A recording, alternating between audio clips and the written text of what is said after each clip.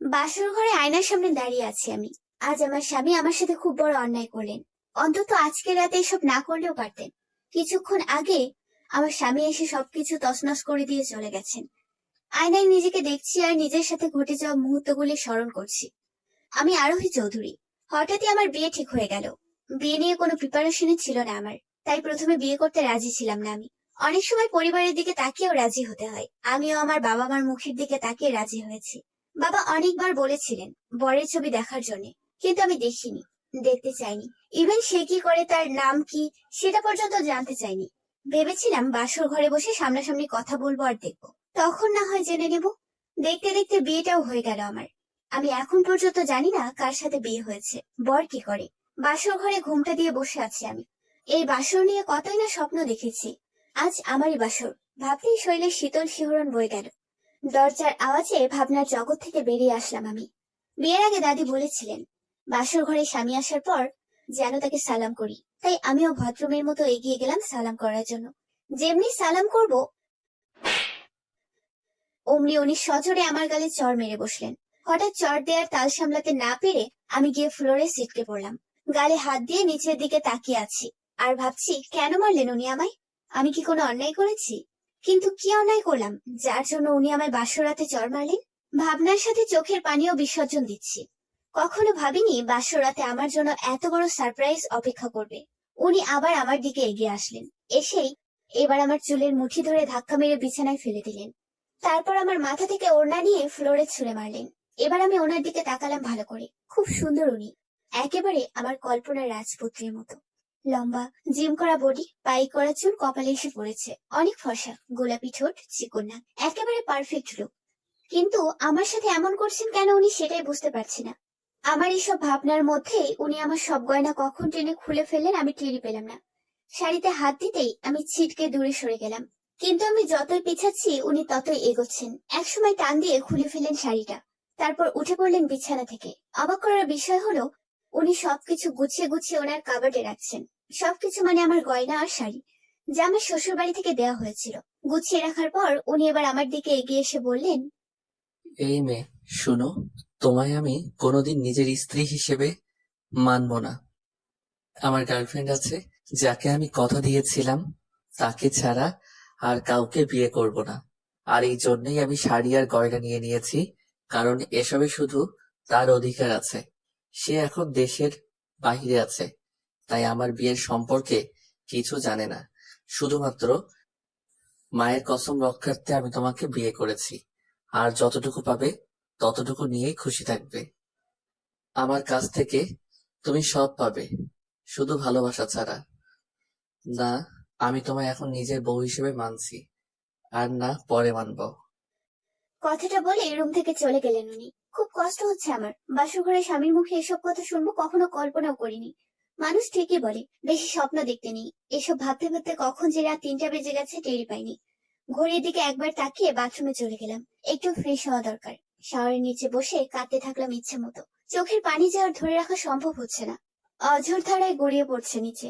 কোনো মেয়ে বাসর রাতে চড় খেয়ে নিজের স্বামীর মুখে অন্য মেয়ের কথা শুনে ঠিক থাকতে পারবে না। কোন রকমের শাওয়ার সেরে একটা লং ট্রিপিস পরে নিলাম। উনি এখনো আসেনি, হয়তো আর আসবেনও না। তাই দরজা বন্ধ করে শুয়ে পড়লাম আমি। পরের দিন সকালে দরজা ধাক্কানোর আওয়াজে ঘুম ভেঙে গেল আমার। ঘড়ির দিকে তাকিয়ে দেখলাম ভোর 5টা বাজে। এত সকালে আবার কে দরজা ধাক্কাচ্ছে? একরাশ বিরক্ত নিয়েই দরজা খুলে দিলাম। খুলে দেখি ওমা, আমার জামাই সাহেব দরজার উপরে দাঁড়িয়ে আছেন। দরজা ছেড়ে দিয়ে রুমে চলে আসলাম আমি। তারপর উনিও রুমে ঢুকে দরজা বন্ধ করে দিয়ে আমার দিকে তাকিয়ে বললেন, শোনো, কাল আমি তোমাকে যা বলেছি তার কিচ্ছুটি যেন আম্মুর কানে না যায়। আম্মু আমার গার্লফ্রেন্ড সোয়ানিকে একদম পছন্দ করেন না। কেন করেন না সেটাই বুঝি না। আর হঠাৎ তোমাকে দেখে পছন্দ হলো, আর বিয়েটাও করিয়ে দিলেন।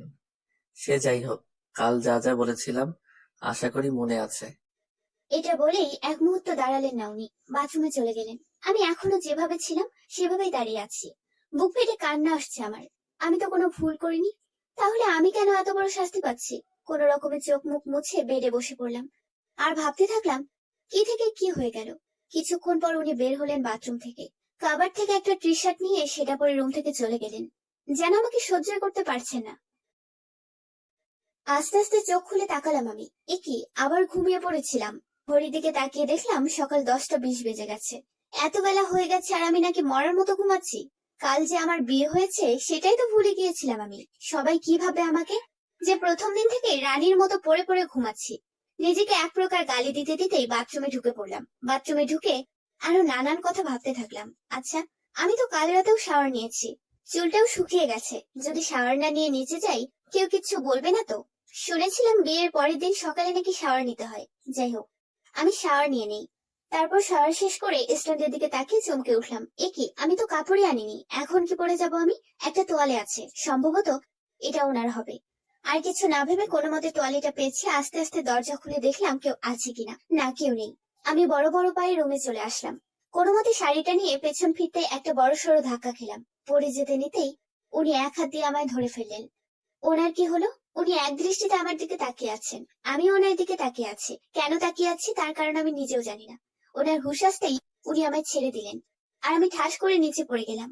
উনি এবার আমার দিকে তাকিয়ে বললেন, দেখো, তুমি যদি মনে করো যে এসব দেখিয়ে আমায় ইমপ্রেস করবে, তাহলে আমি বলবো ইউ আর রং। এসবের প্রতি আমার কোনো সময়ই ইন্টারেস্ট ছিল না, তাই এসব বন্ধ করো। আর চেঞ্জ করার সময় দরজাটা বন্ধ করলে কি হয়? এক নাগাড়ে কথাগুলো বলে চলে গেলেন উনি। আমাকে কিছু বলার সুযোগই দিলেন না। নিচে পড়ার কারণে কোমরে খুব ব্যথা করছে। কষ্ট করে কোনো রকমে উঠে দাঁড়ালাম। তারপর শাড়িটা হাতে নিয়ে রুমেই পড়তে লাগলাম। অন্য সব ক্ষেত্রে ট্যালেন্ট কম থাকলেও শাড়ি পরার ক্ষেত্রে ট্যালেন্ট একটু বেশি। তাই খুব সহজেই খুব সুন্দর করে শাড়িটা পরে ফেললাম। মাথায় ঘোমটা টেনে দিলাম। নিজেকে মনোযোগ দিয়ে দেখতে থাকলাম। কি নেই আমার মধ্যে, যে উনি আমায় মেনে নিতে পারছেন না? চোখে হালকা কাজল আর ঠোঁটে হালকা লিপস্টিক লাগিয়ে নিচে চলে গেলাম। নিচে যেতেই আমার শাশুড়ি মা আমায় কাছে ডাকলেন, আমিও গেলাম। তারপর উনি ওনার পাশে সোফায় বসিয়ে বললেন, কিরে, রাত্রে ঘুম কেমন হয়েছে? কোনো অসুবিধা হয়নি তো? আর যদি কোনো অসুবিধা হয় তাহলে আমায় জানাস। তারপর একটা দীর্ঘশ্বাস ছেড়ে বললেন, আদিল কি কালকে তোকে কিছু বলেছে? আমি জানি রে মা, ও তোকে মেনে নেয়নি। শাশুড়ি মায়ের কথা শুনে বুঝতে পারলাম যে খাম্বারটার সাথে আমার বিয়ে হয়েছে তার নাম আদিল। বাহ, খুব সুন্দর নাম তো। আমার নামের সাথে মিল আছে। আমার নাম আরোহী, আর ওনার নাম আদিল। মনে মনে কথাটা ভেবে একটা হাসি দিলাম। শাশুড়ি মায়ের কথা শুনে হুঁশ আসলো আমার। তারপর নিজেকে ঠিক করে বললাম, না মা, কাল উনি আমাকে কিছু বলেনি, আর আমাকেও মেনে নিয়েছেন। শেষের মিথ্যা কথাটা বলতে খুব কষ্ট হয়েছে আমার। শাশুড়ি মা হয়তো আমার কথাটা বিশ্বাস করেনি, তাই কিছুক্ষণ চুপ থেকে বললেন, এখন থেকে তুই আমার বাড়ির মেয়ে আর বউ দুটোই, তাই আদিলের সম্পর্কে জানার অধিকার তোর আছে। শোন মা, আদিল একটা মেয়েকে ভালোবাসে। মেয়েটিকে আমি একদম পছন্দ করি না। ওয়েস্টার্ন জামা কাপড় পরে, তাছাড়া ব্যবহারও ভালো না। আমি যে আদিলের মা হই, তারপরও আমার সাথে কেমন ভাবে কথা বলে। আর এই অভদ্র মেয়েটিকেই নাকি সে ভালোবেসে বিয়ে করবে। তারপর হঠাৎই তোকে একদিন দেখতে পাই, একটা মেয়ের সাথে হেসে হেসে কথা বলছিলি। সেদিনই তোকে দেখে আমার পছন্দ হয়। আর বাকিটা তো জানিসই। শোন রে মা, আমার ছেলেটা বিজনেসম্যান হলে কি হবে? সে খুব রাগী টাইপের, কিন্তু মনটা খুবই নরম। আমার ছেলের হাতটা ছাড়িস না, সবসময় আগলে রাখিস। হয়তো তোর সাথে খুব খারাপ ব্যবহার করবে, কিন্তু তুই সব সহ্য করে নিস। দেখবি একদিন সব ঠিক হয়ে যাবে। এটা আমার তোর কাছে অনুরোধ, মনে করতে পারিস। রাখবি তো এই অভাগীর অনুরোধ? আমি নিজেকে যথাসম্ভব সামলে নিয়ে বললাম, হ্যাঁ মা, পারবো। উনি তো আমারই স্বামী, আর পারতে তো আমাকে হবেই। আপনি চিন্তা করবেন না মা। আমার শাশুড়ি মা খুব খুশি হয়েছেন আমার কথা শুনে। তারপর মুখে একটা রাগী ভাব ফুটিয়ে বললেন, সব তো ঠিক আছে, বাট এখন থেকে তুই আমাকে তুমি করে বলবি, যেরকম নিজের মাকে বলিস। তুই শুধু আমার বউ না, আমার মেয়েও। তাই এখন থেকে এই পরিবারকে নিজের পরিবার মনে করবি। শাশুড়ি মা আমার সাথে কথা বলে খুশি মনে কিচেনে চলে গেলেন। হঠাৎ চোখ পড়লো একটা মেয়ের ওপর, যে আমার পাশে সোফায় বসে ড্যাব ড্যাব করে তাকিয়ে আছে। ওর এমন তাকানো দেখে নিজেকে এলিয়ান মনে হচ্ছে। মেয়েটা আমার দিকে তাকিয়ে একটা হাসি দিয়ে বলল, হয়তো তুমি আমাকে চিনতে পারছো না। চিনতে না পারারই কথা। আমি হলাম তোমার বড়, আদিল খানের একমাত্র বোন, রুবায়েত খান। সবাই রুবা বলেই ডাকে আমায়, তাই তুমিও আজ থেকে রুবা বলেই ডাকতে পারো। কথাটা বলে রুবা এসে আমার পাশে বসলো। মেয়েটা দেখতে খুব মিষ্টি। তার দিকে তাকিয়ে একটা মুচকি হাসি দিয়ে বললাম, কাল তো তোমায় দেখলাম না? রুবা একটু হেসে বলল, আসলে ভাবি, আমি তো বাড়িতে থাকি না, হোস্টেলে থাকি, আর সেখান থেকেই লেখাপড়া করি। কোনো রকমে ছুটি নিয়ে আসলাম আর কি। কিছুদিন পর থেকেই তো পরীক্ষা, তাই ওনারা ছুটি দিতে চাননি। কিন্তু নিজের একমাত্র ভাইয়ের বিয়ে বলে কথা। যাই হোক ভাবি, তুমি কিন্তু খুবই সুন্দর। এরকমই একটা ভাবি চাইছিলাম আমি। ব্রেকফাস্ট করছি আর একটা কথা ভেবে চলেছি, তারপর না পেরে মাকে জিজ্ঞেস করেই ফেললাম, আচ্ছা মা, বাবা কোথায়? ওনাকে তো দেখছি না। মা আমার প্লেটে নাস্তা দিয়ে বললেন, তোর বাবা খুব সকালেই বেরিয়ে গেছে।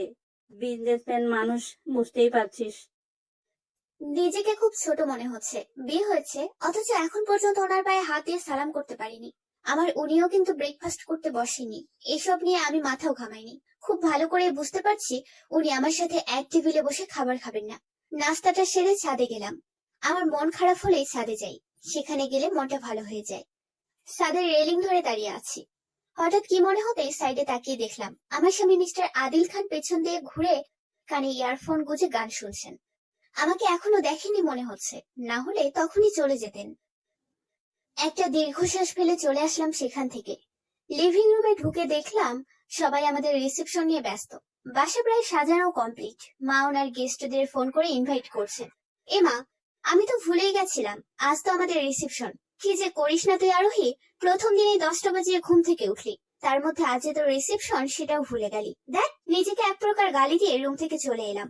রুমে ঢুকে দেখলাম রুবা আগে থেকে লেহেঙ্গা আর অর্নামেন্টস নিয়ে বসে আছে। আমাকে দেখে একটা মিষ্টি হাসি দিয়ে বলল, ভাবি, পার্লারের মেয়েরা চলে এসেছে তোমাকে সাজানোর জন্য।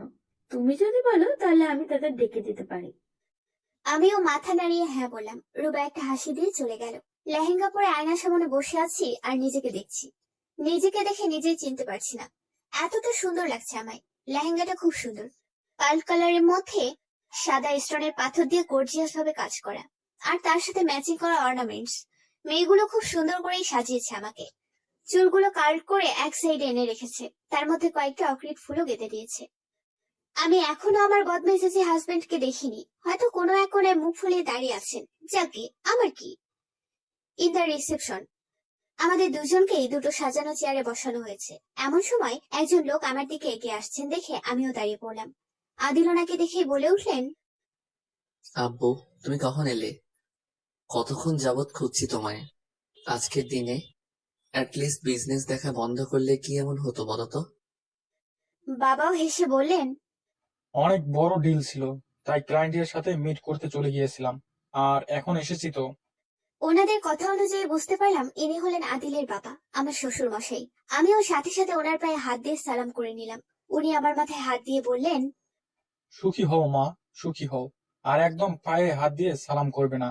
তুমি হলে আমার ঘরের লক্ষ্মী, এখন থেকে মুখে সালাম দিবে। আমিও একটা মুচকি হাসি দিয়ে বললাম, ঠিক আছে। তারপর জিজ্ঞেস করলাম, কেমন আছেন বাবা? অনেক ভালো আছি মা, আর এখন থেকে তো আরো ভালো থাকবো। আরো কিছুক্ষণ কথা বলে চলে গেলেন উনি। আমি শুধু আর চোখে তাকিয়ে আমার বরকে দেখে যাচ্ছি। খুব সুন্দর লাগছে ওনাকে। উনিও পার্পল কালারের পাঞ্জাবি পরেছেন, চুলগুলো জেল দিয়ে ফিট করে রেখেছেন, খুব হ্যান্ডসাম লাগছে দেখতে। আমি যে ওনার পাশে বসে আছি এটা বোধহয় উনি জানেনই না। না হলে একবার তো তাকিয়ে দেখতে পারতেন। আমি কেন শুধু শুধু হ্যাংলার মতো তাকিয়ে আছি? আমি ওনার দিক থেকে চোখ সরিয়ে সামনে তাকালাম। তাকাতেই দেখলাম কয়েকটা মেয়ে আমার বোলা বালা বরটার দিকে ড্যাব ড্যাব করে তাকিয়ে আছে। মনে তো হচ্ছে যেন কোনোদিন ছেলে দেখে নাই। ওনার দিকে তাকিয়ে দেখলাম উনিও একটা ভাব নিয়ে বসে আছেন। মনে তো চাচ্ছে সবগুলোর সাথে সাথে ওনারও চুল টেনে ছিঁড়ে ফেলি, কিন্তু না, আমি এখন নতুন বউ, তাই এসব করলে মানুষ ব্লেম করবে। তাই ওদের দিকে তাকিয়ে একটা ভেংচি কাটলাম। একটু পর ক্যামেরাম্যান এসে বলল আমাদের ছবি তুলবে। দুজনে উঠে ক্যামেরাম্যানের কথা অনুযায়ী নানান পোজ দিয়ে ছবি তুলতে থাকলাম। মেয়েগুলোর দিকে তাকিয়ে দেখলাম ওরা বিরক্তি নিয়ে আমার দিকে তাকিয়ে আছে। আমি তো ওদের জ্বালানোর জন্য ওনার বুকে হাত রাখছি একবার, মাথা রাখছি একবার, কিন্তু আশ্চর্য, উনি একটু আমার দিকে তাকাচ্ছেন না পর্যন্ত। যেন তাকালে পাপ হয়ে যাবে। অবশেষে উনি আমার দিকে তাকালেন, তাও মায়ের ধমক শুনে, কিন্তু মুখে হাসি নেই। অদ্ভুত, একটু হাসলে কি এমন ক্ষতি হয়ে যাবে? যাই হোক, উনি যে আমার দিকে তাকিয়েছেন সেটাই অনেক। এসব ভাবছি আর মিটিমিটি হাসছি। ওনার কাছে হয়তো আমার হাসি বিরক্ত লাগছে, তাই কপাল আর ভ্রু কুঁচকে আমার দিকে তাকিয়ে আছেন। আমি একটু দাঁত কেলিয়ে হেসে দিলাম। উনি সাথে সাথে মুখ ফিরিয়ে নিলেন। ততক্ষণে আমাদের ছবি তোলাও কমপ্লিট হয়ে গেছে। রিলেটিভরা তো আমাকে দেখে প্রশংসায় পঞ্চমুখ, আর এইদিকে খাটাস বরটা আমার দিকে তাকাচ্ছে পর্যন্ত না। সারাদিন এই ভারী লেহেঙ্গা পরে থাকতে থাকতে অনেক বোরিং হয়ে পড়েছি আমি, তাই লেহেঙ্গা আর অর্নামেন্টস খুলে ওয়াশরুমে চলে গেলাম। এখন একটু ফ্রেশ হওয়া দরকার। রাতে ঘুমানো নিয়ে হলো আরেক ঝামেলা। আমি জানি উনি আমার সাথে এক কাটে ঘুমোবেন না, তাই আগে ভাগেই বিছানায় উঠে আমি আরাম করে শুয়ে পড়লাম। একটু পর দরজা খোলার আওয়াজে বুঝতে পারলাম উনি এসে গেছেন, তাই আমিও ঘুমানোর ভান করে রইলাম।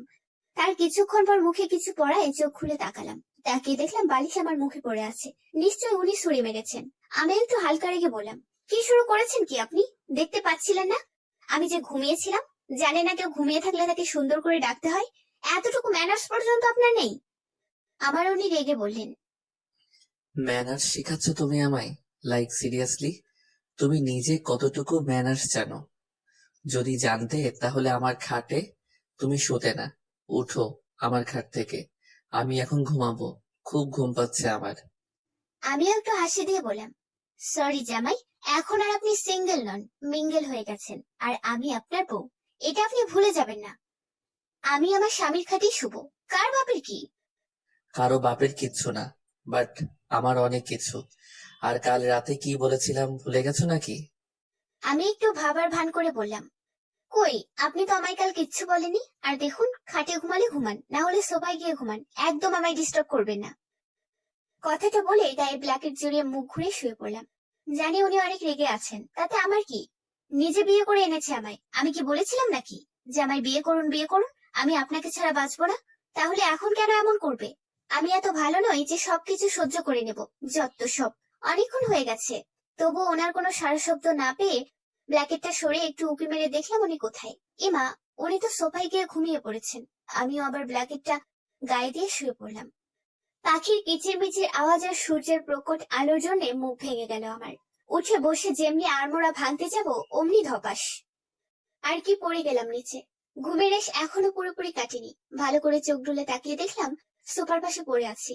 আশ্চর্য, আমি পড়লাম কি করে, আর এখানে বা কিভাবে এলাম? আমি তো কাল খাটে শুয়েছিলাম। খাটের কথা মাথায় আসতেই তাড়াতাড়ি খাটের দিকে তাকালাম। এ কি, আমার বজ্জাত বরটা তো খাটে শুয়ে আছেন। কাল তো উনি সোফায় ঘুমিয়েছিলেন, আর এখন খাটে আসলেন কি করে? হুম, বুঝতে পেরেছি। কাল উনি তার মানে ঘুমোনি, অভিনয় করেছিলেন। অপেক্ষায় ছিলেন আমি কখন ঘুমাবো আর আমার সোফায় নিয়ে রাখবেন। কোন রকমে উঠে দাঁড়ালাম। আচমকা পড়াতে কোমরে খানিকটা ব্যথাও পেয়েছি। খাটের এক কোণায় বসে আছি আর ভাবছি কি করে ওনাকে শাস্তি দেওয়া যায়। এখন তো শীতকাল, তাই সবাই ঠান্ডা পানিকে অনেক ভয় পায়। আর তাই এখন আমি আপনাকে ঠান্ডা পানি দিয়ে ঘুম ভাঙাবো। যদিও ইচ্ছে করছে না আপনার এত সুন্দর ঘুমটা ভাঙানোর, কিন্তু আমি যে নিরুপায়।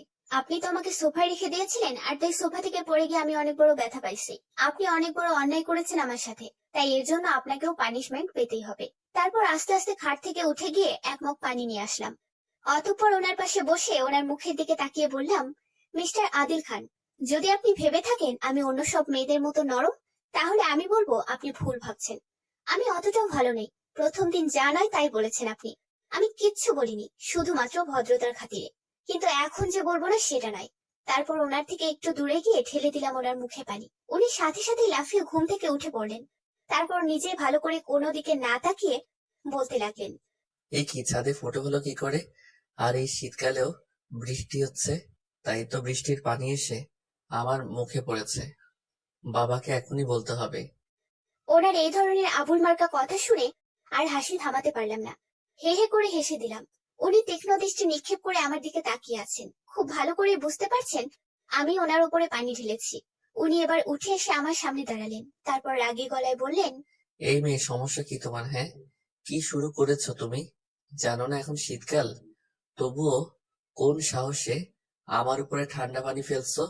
আমিও পাল্টা রাগ দেখিয়ে বললাম, আমি কিছু শুরু করিনি, শুরু তো আপনি করেছেন।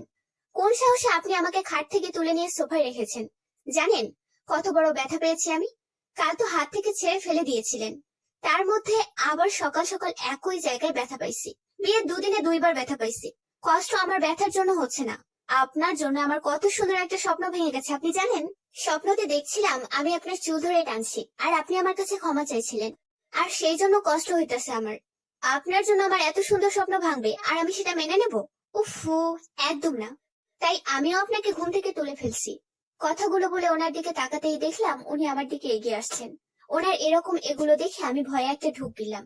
যত সাহস দেখিয়েছিলাম সব সাহস ওনার বাঁকা হাসি আর এগুলো দেখে জানালা দিয়ে পালিয়ে গেছে। আমি যতই পিছিয়ে যাচ্ছি উনি ততই এগিয়ে আসছেন আমার দিকে। তারপর আচমকাই আমাকে কোলে তুলে নিলেন। আমি তো অবাকের ওপর অবাক হচ্ছি। উনি আমাকে কোলে নিয়ে বাথরুমে ঢুকে ঠাস করে বাথটবে ছেড়ে দিলেন। আমি এবার ওনার দিকে অসহায় দৃষ্টিতে তাকালাম। এমনিতে অনেক ঠান্ডা লাগছিল, তার মধ্যে আবার বাথটবে ছেড়ে দিলেন। আমি তো সামান্য পানি ঢেলেছিলাম ওনার মুখে, আর উনি নাকি আমায় আজ তো পানি ভর্তি বাথটবে ছেড়ে দিলেন। আমায় চুপ থাকতে দেখে উনি ফিসফিস করে বললেন, রিভেঞ্জ ইজ রিভেঞ্জ। বলে চলে যেতে নিতেই আমি ওনাকে টান মেরে বাথটবে ফেলে দিলাম। তারপর ওনার দিকে তাকিয়ে হেসে বললাম, ঠিকই বলেছেন, রিভেঞ্জ ইজ রিভেঞ্জ। বাথটব ছেড়ে তাড়াতাড়ি উঠে পড়লেন উনি। তারপর আমার দিকে তাকিয়ে বললেন, you are just too much idiot. কথাটা বলে টি শার্ট খুলে বাথরুমে রেখে উনি হনহনিয়ে চলে গেলেন। আমার ভীষণ ঠান্ডা লাগছে, তাই আমিও আর লেট না করে উঠে পড়লাম। এখন কাপড় পরা নিয়ে হলো সমস্যা। আমি কাপড় পাবো কই এখন? আস্তে আস্তে দরজার কাছে গিয়ে আদুরি গলায় ডাক দিলাম ওনাকে, এই যে শুনছেন, আমার কাপড়টা দিন না প্লিজ। উনি শুনেও না শোনার ভান করে বসে আছেন। আমি আবার ডাক দিলাম ওনাকে। উনি বললেন, আগে সরি বলো, তারপর ভেবে দেখবো কাপড় দেওয়া যায় কিনা। আমি আর কি করব, মনে মনে বেটাকে এক বস্তা গালি দিয়ে সরি বললাম। একটু পর উনি এসে দরজা হালকা ফাঁক করে কাপড় দিয়ে গেলেন। আমি তো শুধু ভাবছি উনি এত ভালো হলেন কি করে। হয়তো বুঝতে পেরেছেন আমার খুব ঠান্ডা লাগছে, তাই বোধহয় আর কথা না বাড়িয়ে কাপড়টা দিয়ে দিয়েছেন। অনেকক্ষণ যাবৎ রুম জুড়ে পায়চারি করছি আর একটা কথা ভেবে চলেছি, আচ্ছা আজ তো আমাদের বাড়িতে যেতে হবে ওনাকে আর আমাকে। সেখানে গেলে উনি আমার সাথে কি রকম ব্যবহার করবেন, আর আমার পরিবারের মানুষের সাথেই বা কেমন ব্যবহার করবেন। উনি যে আমায় মানেনি সেটা তো একমাত্র আমি আর আদিল জানি। সেখানে গিয়ে যদি উনি সবার সামনে বলে ফেলেন যে উনি আমায় মানেনি, তখন কি করব আমি? আর পাড়া প্রতিবেশীরা যদি জানতে পারে, তাহলে তো আমি একদিনেই সেলিব্রিটি হয়ে যাব। আমার এমন ভাবনা কাটলো বাথরুমে দরজা খোলার আওয়াজে। তাকিয়ে দেখলাম উনি শুধুমাত্র একটা তোয়াল পরে বেরিয়ে এসেছেন। আমি এখনো ওনার দিকে তাকিয়ে আছি। আমাকে ওনার দিকে তাকিয়ে থাকতে দেখে বললেন, নির্লজ্জ একটা। আমিও একটা ভেঙচি কেটে বললাম, "হুঁ, আমি আমার বরের দিকে তাকিয়েছি, আপনার কি? আপনি যদি তোয়ালে পরে আমার সামনে আসতে পারেন, তাহলে আমি কেন তাকাতে পারবো না? আপনি কি ভেবেছিলেন আমি ওই সিরিয়াল নায়িকাদের মতো চোখে হাত দিয়ে বলবো, এ কি আপনি এগুলো কি পরেছেন, তাড়াতাড়ি চেঞ্জ করে আসুন? তাহলে আমি বলবো যে আপনি ভুল ভাবছেন। আমি ওই ধরনের মেয়েদের কাতারে একদম পড়ি না। উনিও কপাল কুঁচকে বললেন, তুমি ওদের কাতারে পড়তে যাবে কেন? তুমি তো ওদের থেকেও নির্লজ্জ। আর তুমি এত কথাই বা বলো কিভাবে? কিছু বলছি না দেখে ভেবে নিও না যে আমি তোমায় মেনে নিয়েছি। নতুন বিয়ে হয়েছে, মানুষ কি বলবে সেটা ভেবেই আমি তোমাকে সহ্য করে নিচ্ছি। আর একদম আমার সামনে স্ত্রীর অধিকার দেখাতে আসবে না, গট ইট? আমি স্ত্রীর অধিকার দেখাবো না তো ওই সোহানি দেখাবে নাকি? আমি একবার কেন, হাজারবার স্ত্রীর অধিকার দেখাবো। বিয়ে করে এনেছেন আপনি আমায়, আমি তো বলিনি যে আপনি আমায় বিয়ে করুন। তাহলে আমি কেন এসব টলারেট করতে যাবো আজব? রেডি হয়ে নিচে গেলাম। আমি গিয়ে দেখলাম আমার বর আদিল খান রেডি হয়ে আরাম করে বসে আছেন সোফায়। রুবাকে অনেকবার বলেছিলাম আমার সঙ্গে যাওয়ার জন্য, তার এক্সাম সামনে তাই যাবে না। অতঃপর মা বাবা আর রুবার কাছ থেকে বিদায় নিয়ে বেরিয়ে পড়লাম আমার নিজের বাড়ির উদ্দেশ্যে। যতই সামনে এগোচ্ছি ততই বেড়ে চলেছে আমার মনের ভয়। একটা কথাই মাথায় ঘুরপাক খাচ্ছে, উনি সবার সামনে আমার সাথে কেমন ব্যবহার করবেন। অবশেষে চলে আসলাম নিজের বাড়িতে। বিয়ের প্রথম প্রথম মেয়েরা নিজের বাপের বাড়িতে আসলে কতই না খুশি থাকে, অথচ আমার যেন কোনো অনুভূতি নেই। সবার সাথে কৌশল বিনিময় করে রুমে চলে আসলাম। কিছুক্ষণ পর ফ্রেশ হয়ে ড্রয়িং রুমে গেলাম। গিয়ে যা দেখলাম তাতে আমি অবাক না হয়ে পারলাম না। আদিল আমার ভয়কে মিথ্যা প্রমাণিত করে সবার সাথে বসে হেসে হেসে গল্প করছেন। আমাকে দেখে একটা হাসি দিয়ে বললেন, আরে আরোহী যে, কোথায় ছিলে তুমি? আমরা সবাই তোমাকে কত মিস করছিলাম। তারপর আমার আব্বুর দিকে তাকিয়ে বললেন, তাই না আব্বু? আব্বুও হেসে মাথা নাড়ালেন। তারপর বললেন, হ্যাঁ আরোহী, আমরা তোমাকে মিস করছিলাম ভীষণ। আমি বিশ্বাস করতেই পারছি না উনি আমার সাথে এমন ব্যবহার করছেন। হেসে হেসে কথা বলছেন, উনি আমায় মিস করছিলেন। জানি এটা মিথ্যে বলেছেন, তারপর আম্মু আব্বুর সামনে যে নর্মাল ব্যবহার করছেন সেটাই অনেক। আমাকে এভাবে দাঁড়িয়ে থাকতে দেখে উনি আবারও বলে উঠলেন, এ কি আরোহী, তুমি এখনো দাঁড়িয়ে আছো কেন? আসো এখানে। আমিও গিয়ে ওনার পাশে বসে পড়লাম। উনি একবার আমার দিকে আর চোখে তাকালেন। ডিনারে বসেছি আর ওনাকে দেখছি, উনি খাবার বেড়ে আমার পাতে দিচ্ছেন। আমি তো এবার দেখে রীতিমতো আটলান্টিক মহাসাগরে ভাসছি। কেউ এসে আমাকে বাঁচাও, না হলে যে আমি ভাসতে ভাসতে হারিয়ে যাব। উনি আমার এত কেয়ার করছেন, বাবা। আব্বু আমার দিকে তাকিয়ে দেখলাম ওনারা মিটিমিটি হাসছেন। ডিনার শেষে সোফায় বসে আছি আমি। আদিল অনেক আগেই ডিনার করে চলে গেছেন। আম্মু আমার কাছে এসে বললেন, রে মা, ছেলেটা তোকে সত্যি ভালোবাসে, তুই ওকে ভালোবেসে আগলে রাখিস। কথাটা বলে আম্মু চলে গেলেন। উনি আমাকে ভালোবাসেন, কচু বাসেন। আম্মু তুমি তো জানো না ওই বজ্জাত লোকটা তোমার কিউট ইনোসেন্ট মেয়ের ওপর কত অত্যাচার করে। যদি জানতে তাহলে এসব বলতে না। রুমে ঢুকতেই দেখলাম উনি পা ঝুলিয়ে খাটে বসে আছেন। আমিও কোমরে 2 হাত গুজে হেলে দুলে ওনার সামনে গিয়ে দাঁড়ালাম। উনি আমাকে এভাবে দাঁড়িয়ে থাকতে দেখে বললেন, কি সমস্যা? সমস্যা তো আপনি। আমি জানি আপনি আমার আব্বু আম্মুর সামনে আমার সাথে যে নর্মালি বিহেভ করছেন সব একটা অভিনয় ছিল। তাই এখন সোজা সাপটা বলে ফেলুন কেন এমন করেছেন। আমি তো জাস্ট ভাবতেই পারছি না। হ্যাঁ, তুমি যা ভেবেছো সেটা একদম ঠিক। তুমি কি ভেবেছিলে আমি সবার সামনে সিন ক্রিয়েট করব? হুম, একদম না। নতুন বিয়ে হয়েছে আমাদের। তাছাড়া তুমি আর আমি তো জানি আমাদের মধ্যে কি রকম সম্পর্ক। তাই মানুষের সামনে একটু স্বাভাবিক ব্যবহার করলে কিচ্ছু হবে না। বাই দ্য ওয়ে, তোমার মা বাবা কিন্তু অনেক ভালো। একটু ওনাদের মতো হওয়ার চেষ্টা করো প্লিজ। তার মানে আপনি বোঝাতে চাইছেন আমি ভালো নই, তাই না? আপনার সোহানি বুঝি খুব ভালো? এই তুমি কথায় কথায় আমার সোহানীকে টেনে আনো কেন? হ্যাঁ, আর আমি বা কখন বললাম যে তুমি ভালো না? বলেছি ওনাদের মতো হওয়ার চেষ্টা করতে। কি বললেন আপনি? আপনার সোহানি? আবার বইলা দেখেন মাথা ফাটিয়ে ফেলবো আপনার। এখন শুধুমাত্র আমি আপনার, আর কেউ না। আর ভুলেও ওই ফকিনের নাম আমার সামনে উচ্চারণ করবেন না। তুমি সোহানীকে ফকিন্নি বলছো? তুমি জানো ও কতটা স্মার্ট? আর কি বলেছিলে আমার মাথা ফাটিয়ে দিবে? এসব যদি সোহানী শোনে না, তাহলে ও তোমার মাথা ফাটিয়ে দেবে, বুঝবে তখন। হুম। আমি 2 হাত ভাঁজ করে বললাম, ও তাই নাকি? আপনার সোহানির হাত আছে আর আমার নাই বুঝি? ও আমার মাথা ফাটিয়ে চলে যাবে আর আমি বসে বসে দেখবো নাকি? ও আমার মাথা ফাটানোর জন্য আসলে আমি আগে ওর মাথা ফাটাবো, আর তারপর আপনার। আমার এই কথা শুনে ভ্রুকুচকে তাকালেন উনি। চিন্তা করবেন না, হসপিটালে অ্যাডমিট করিয়ে দেব। এক কেবিনে রাখবো দুজনকে। তারপর দুজনে ফাটা মাথা নিয়েই চুটিয়ে প্রেম করবেন না হয়। আর সাহস থাকলে ওই ফকিনিকে আমার সাথে দেখা করেন। এই, তোমাকে না বললাম ওকে একদম ফকিন্নি বলবা না? বলবো, 100 বার বলবো, 1000 বার বলবো। এত দরদ কেন ওর জন্য? এখন আপনি আমার খাট থেকে উঠে পড়েন, আমি ঘুমাবো। উনিও উঠে পড়লেন, তারপর গাল ফুলিয়ে কি যেন খুঁজতে লাগলেন। আমার রুমে সোফা নেই, কেউ চাইলে এসে আমার পাশে ঘুমোতে পারে, আমি কিছু মনে করব না। আরে, তারপর উনি আসছেন না কেন? তাকিয়ে দেখলাম ফ্লোরে বসে আছে, আর আমার দিকে গাল ফুলিয়ে তাকিয়ে আছেন। আরে বাবা, আমি তো বললাম খাটে আসতে, নাকি আমার সাথে ঘুমালে আপনার অ্যালার্জি হয়ে যাবে? আসেন খাটে। তারপর আমার পাশ থেকে একটা কোলবালিশ এনে মাঝখানে রাখলাম। নেন, বাংলাদেশ আর ইন্ডিয়ার বর্ডার দিয়ে দিলাম। এখন ঘুমিয়ে আমাকে উদ্ধার করুন। উনি আস্তে আস্তে খাটে শুয়ে পড়লেন। কম্বল একটাই ছিল, যার জন্য এক কম্বলের ভেতরে দুজনকে শুতে হয়েছে। এ কি সমস্যা কি আপনার? এভাবে কম্বল টানছেন কেন? তুমি আমায় কম্বল দাও না কেন? আমার ঠান্ডা লাগছিল তাই টান দিছি। আপনি তো ভারী মিথ্যাবাদী। এত কম্বল নিজের কাছে রেখেও আমার কাছ থেকে টানছেন কেন? কম্বল নিয়ে টানাটানি করতে করতে কখন ঘুমিয়ে গেছি টেরে পাইনি। সকাল সকাল মুখে কিছু পড়ায় ঘুম ভেঙে গেল আমার। ভালো করে চোখ ডলে তাকিয়ে দেখলাম উনি পানির ছিটে দিচ্ছেন আমার উপর। এই লোকটার জন্য আমি শান্তিতেও একটু ঘুমোতে পারি না। এ কি, আপনি আমার মুখে পানির ছিটে দিচ্ছেন কেন? আমাকে ঘুমাতে না দিয়ে তুমি আরাম করে ঘুমাবে, সেটা আমি কিছুতেই হতে দিব না। কাল রাতে তোমার জন্য শান্তিতে ঘুমাতে পারি নাই। সম্পূর্ণ কম্বল টেনে নিজের কাছে নিয়ে গিয়েছিলে, আর এখন আরাম করে ঘুমোচ্ছে। এতই যখন ঠান্ডা লাগে আপনার, তাহলে আপনার বাড়ি থেকে কম্বল সাথে করে নিয়ে আসতে পারতেন। কেন কেন? বাড়ি থেকে কম্বল নিয়ে আসতে যাব কেন? তোমাদের বাড়িতে কি একটাই কম্বল আর নাই? উফু, আছে, বাট আম্মু তো একটাই দিছেন। সবার সাথে আনন্দ ফুর্তি করে ওনার সাথে ঝগড়া মারামারি করে কেটে গেল আরো 2 দিন। আজ আমাকে আবার ওনাদের বাড়িতে যেতে হবে। যদিও যেতে ইচ্ছে করছে না, তবুও যেতে তো হবেই। মন খারাপ করে বসে আছি আমি। আম্মু আর আব্বু এমন ভাবে আমাকে অ্যাডভাইস দিচ্ছেন যেন মনে হচ্ছে 1 বছরের বাচ্চাকে কথা বলা শেখাচ্ছেন। এটা করো না, ওটা করো না, অসহ্য। শ্বশুরবাড়িতে এসেছি আজ 3 দিন হয়ে গেল। গতকাল আদিল আমার বাসর রাতে চড় দেওয়ার জন্য আমার কাছে ক্ষমা চাইছে। আমি ওনাকে ক্ষমা করে দিছি। তবে এই কথাও বলেছেন আমাকে বউ হিসেবে মানবেন না।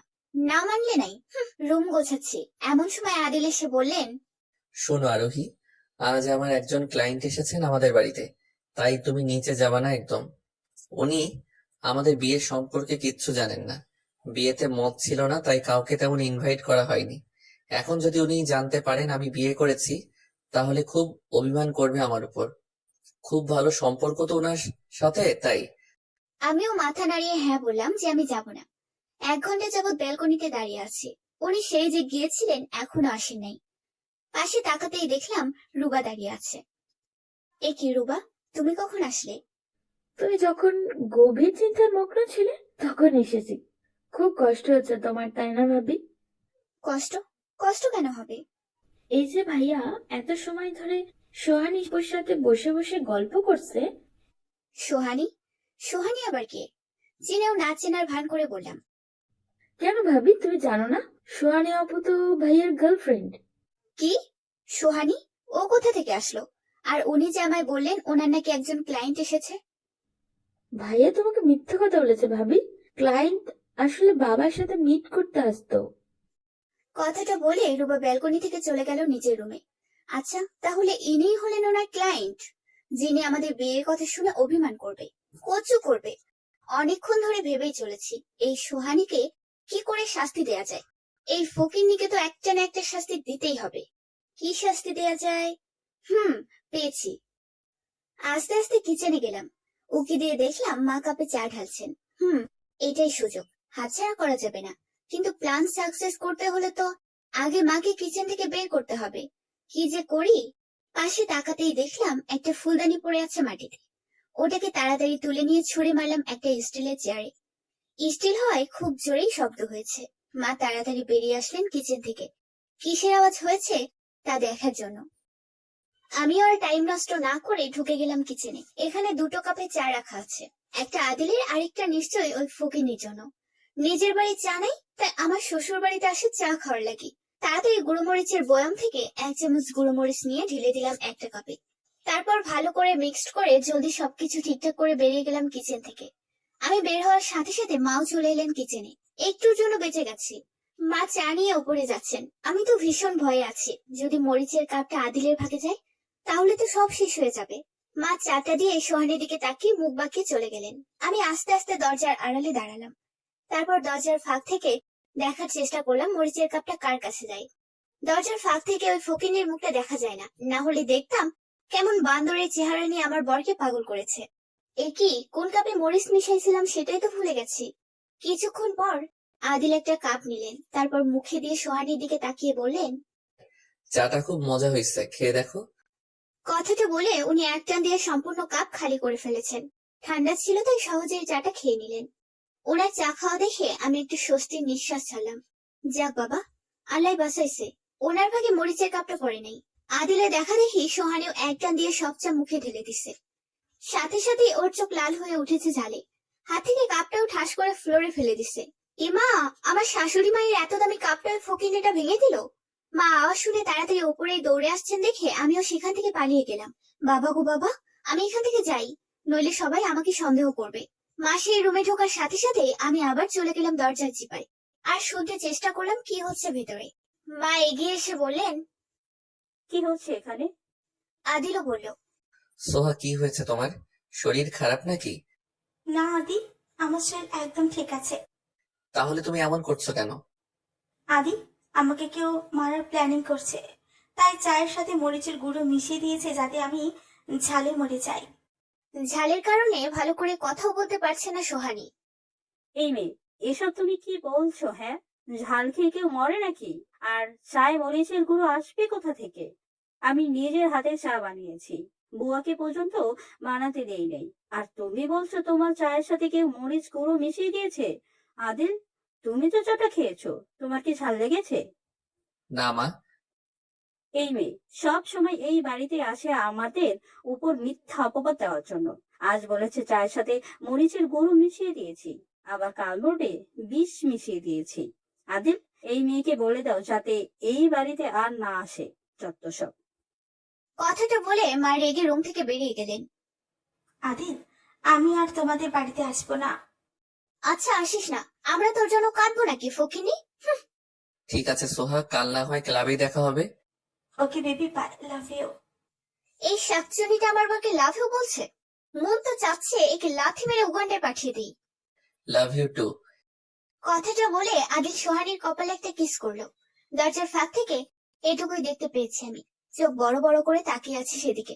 আদিল ওই ফকিনিকে কিস করলো, আবার লাভ ইউ টু বললো।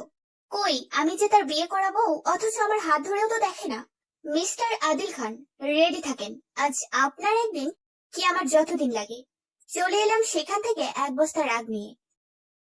অনেকক্ষণ ধরে রুমে বসে আছি আর ভাবছি কি করা যায়। ওনাকে তো কিছুতেই জিজ্ঞেস করা যাবে না সোহানি কেন এসেছিল, না হলে আবার আমায় সন্দেহ করবে। এসব ভাবনা ফেলে রেখে রুবার রুমে গেলাম। গিয়ে দেখলাম রুবা টিভি দেখছে। টিভিতে তখন নাগিন সিরিয়াল চলছে। রুবা আমায় দেখে টিভি অফ করে দিল। ভাবে কিছু বলবে? আমি হেলে দুলে রুবার সামনে গিয়ে দাঁড়ালাম। তারপর বললাম, আচ্ছা রুবা, একটা সত্যি কথা বলো তো, আমি বেশি সুন্দর নাকি ওই সোহানি? না না ভাবি, সোহানি আপুর চাইতে তুমি শত গুণে সুন্দর। ওয়েট, তোমার সোহানি আপুর পিক দেখাইতেছি। রুবা ফোনে সোহানির পিক বের করে আমার সামনে ধরলো। এমা, এটা তো দেখছি সাদা বান্ধবী, না আছে নাকের ঠক, না আছে মুখের ঠক। আচ্ছা রুবা, তোমার ভাইকে কেমনে পছন্দ করলো? আমিও জানি না ভাবি, ভাইয়া এত মেয়ে রেখে কেন একেই ভালোবাসলো। তাছাড়া এখনো তো বাড়ির একটা সুন্দরী বউ আছে, তারপরও কেন এই মেয়ের পেছনে পেছনে, সেটাই তো বুঝি না। আমি আর কিছু না বলে চলে আসলাম নিজের রুমে। কি বা বলবো ওকে। রুমে আসতেই দেখলাম উনি সোফায় বসে আছেন। এ কি, আপনি কখন এলেন? আর ক্লায়েন্টে কি বললো? উনিও আমতা আমতা করে বললেন, ওই ডিলের ব্যাপারেই ডিসকাস করতে আসছিলেন, আর তুমি বা এত জিজ্ঞেস করছো কেন? ওনার এমন মিথ্যা কথা শুনে কিছু বললাম না, মুখ ঘুরিয়ে নিলাম। ডিনারে বসেছি, হঠাৎই বাবাকে বলে উঠলাম, বাবা, আজ একজন ক্লায়েন্ট এসেছিলেন আমাদের বাড়িতে, মেবি আদিলের সাথে দেখা করতে। কথাটা শুনে আদিলের কাশি উঠে গেছে। কোন রকমে পানি খেয়ে কাশিটা বন্ধ করলেন। কি বলছো মামনি? ক্লায়েন্ট এসেছিল মানে? আজ তো কোনো ক্লায়েন্ট আসার কথা না। আর অফিসে না এসে বাড়িতে আসবে কেন? আর আসলেও আমার সাথে দেখা না করে চলে গেল কেন? সেটা তো জানি না বাবা, এসব তো আদিল জানে, যেহেতু আদিল ওনার সাথে মিট করেছেন। আদিলের দিকে তাকাতেই দেখলাম উনি অগ্নি দৃষ্টিতে তাকিয়ে আছেন আমার দিকে। আদিল? কোন ক্লায়েন্ট এসেছিল? আদিল কিছু বলছে না, মাথা নিচু করে আছে। এ কি আদিল? আমি তোমায় কিছু জিজ্ঞেস করছি, বলছো না কেন? আদিল তবুও কিছু বলছে না দেখে রুবাই বলে উঠল, আসলে বাবা, আজ কোনো ক্লায়েন্ট আসেনি, সোহানি আপু এসেছিল আজ। সোহানি আপুর কথা শুনে বাবা রেগে গেলেন। তারপর বললেন, তোমাকে একদিন নয় অনেকদিন বলেছিলাম যেন এই সোহানী মেয়ের সাথে কোনো সম্পর্ক না থাকে, তবুও কেন?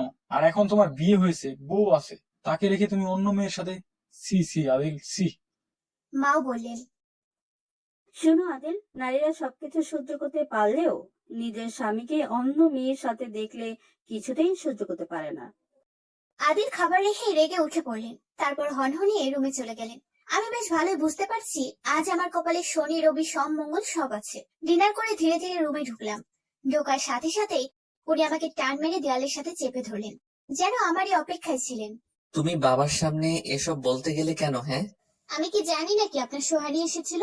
যদি আগে বলতেন তাহলে তো আমি আর বলতাম নাকি বাবাকে। আমি আর কিছু শুনতে চাই না। আমার সামনে থেকে চলে যাও তুমি। আমি কেন যাব?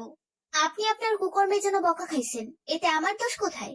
সত্যিই তো, আপনি আপনার বিয়ে করা বউ রেখে অন্য এক মেয়ের পেছনে ঘোরেন। ছি! ওহ, জাস্ট সেট আপ। আগেও বলেছি আর এখনো বলছি, আমার যা ইচ্ছে হবে তাই করব। আর স্ত্রীর অধিকার একদম আমার সামনে দেখাতে আসবে না। আমি একটা কেন, হাজারটা প্রেম করব। অসহ্য। ওনার এসব কথা শুনে আমার চোখ থেকে অটোমেটিক পানি ঝরছে। কোনো মেয়েরই নিজের স্বামীর মুখে এসব কথা শুনে ভালো লাগবে না। আমি চোখের পানি মুছে খাটে গিয়ে শুয়ে পড়লাম। সকালে ঘুম থেকে উঠে দেখলাম উনি রুমে নেই, নিশ্চয়ই গেস্ট রুমে শুয়েছেন। আমি আর দেরি না করে ফ্রেশ হয়ে নিচে গেলাম। কিচেনে গিয়ে দেখলাম মা কত রকমের রান্না করছে। কিছু বুঝতে পারলাম না হঠাৎ এত রান্না হচ্ছে কেন, তাও মা নিজে রান্না করছেন। তাই আর কৌতূহল না দমিয়ে বলে ফেললাম, এত রান্না কেন হচ্ছে গো মা? কেউ আসছে নাকি? আসছে তো বটেই। কে আসছে? আসলে দেখে নিস, তার আগে ব্রেকফাস্ট করে নে। আমিও বাধ্য মেয়ের মতো ব্রেকফাস্টটা করে নিলাম। সোফায় বসে আছি আর টিভি দেখছি। Hello everyone. হঠাৎ খুব পরিচিত কণ্ঠ শুনে চমকে উঠলাম আমি। তারপর সামনে যাকে দেখলাম তাকে দেখে 440 ভোল্টের শক খেলাম। আমার সামনে স্বয়ং আহিল দাঁড়িয়ে আছে। প্রায় 2 বছর পর দেখলাম, তাই ওকে দেখে আমি অবাক হয়ে তাকিয়ে আছি, আর আহিলও আমার দিকে অবাক হয়ে তাকিয়ে আছে। হয়তো ভাবতে পারিনি আমি এখানে, আর আহিলে বা এখানে কেন। আহিল আমায় দেখে দৌড়ে ব্যাগপত্র সোফায় রেখে এসে জড়িয়ে ধরলো। তারপর জিজ্ঞেস করলো, এ কি রাহি, তুই এখানে? What a surprise. আমিও আহিলকে ছাড়িয়ে বললাম, সেম প্রশ্ন আমারও। তুই এখানে কি করছিস? আর এটা তো আমার শ্বশুর বাড়ি। এটা তোর শ্বশুর বাড়ি? Like seriously? আমি তো তোকে বিয়ে করিনি, তাহলে এটা তোর শ্বশুর বাড়ি হলো কেমনে? তোর ফাজলামি এখনো গেল না। তাছাড়া আমি আদিলের বউ, তুই বিয়ে করতে যাবি কেন? আচ্ছা এখন বল তুই এখানে কেন, আর কেমনে কি? আরে বাবা, এটা আমার নিজের বাড়ি। মিস্টার আদিল খান যদি আপনার বর হয়, তো আমি আপনার একমাত্র দেবরজি, বুঝলেন ভাবি? কি, তুই আদিলের ভাই? আমি তো জানতামই না, শুধু জানতাম ওনার এক ভাই আছে, তাও দেশের বাইরে থাকে। জি, এখন তো বুঝলেন ভাবি? এই, তুই এতক্ষণ ধরে আমার ভাবি ভাবি আর আপনি আপনি করছিস কেন? মা, ভাবিকে কেউ নাম ধরে আর তুই তুকারি করে বলে নাকি? পাপ হয়, পাপ। আচ্ছা তাই, কথাটা বলে কয়েকটা কিলঘুষি বসিয়ে দিলাম আহিলের পিঠে। আর আহিল খিলখিল করে হাসছে। মাকে দাঁড়িয়ে থাকতে দেখে আহিলকে ছেড়ে দিলাম।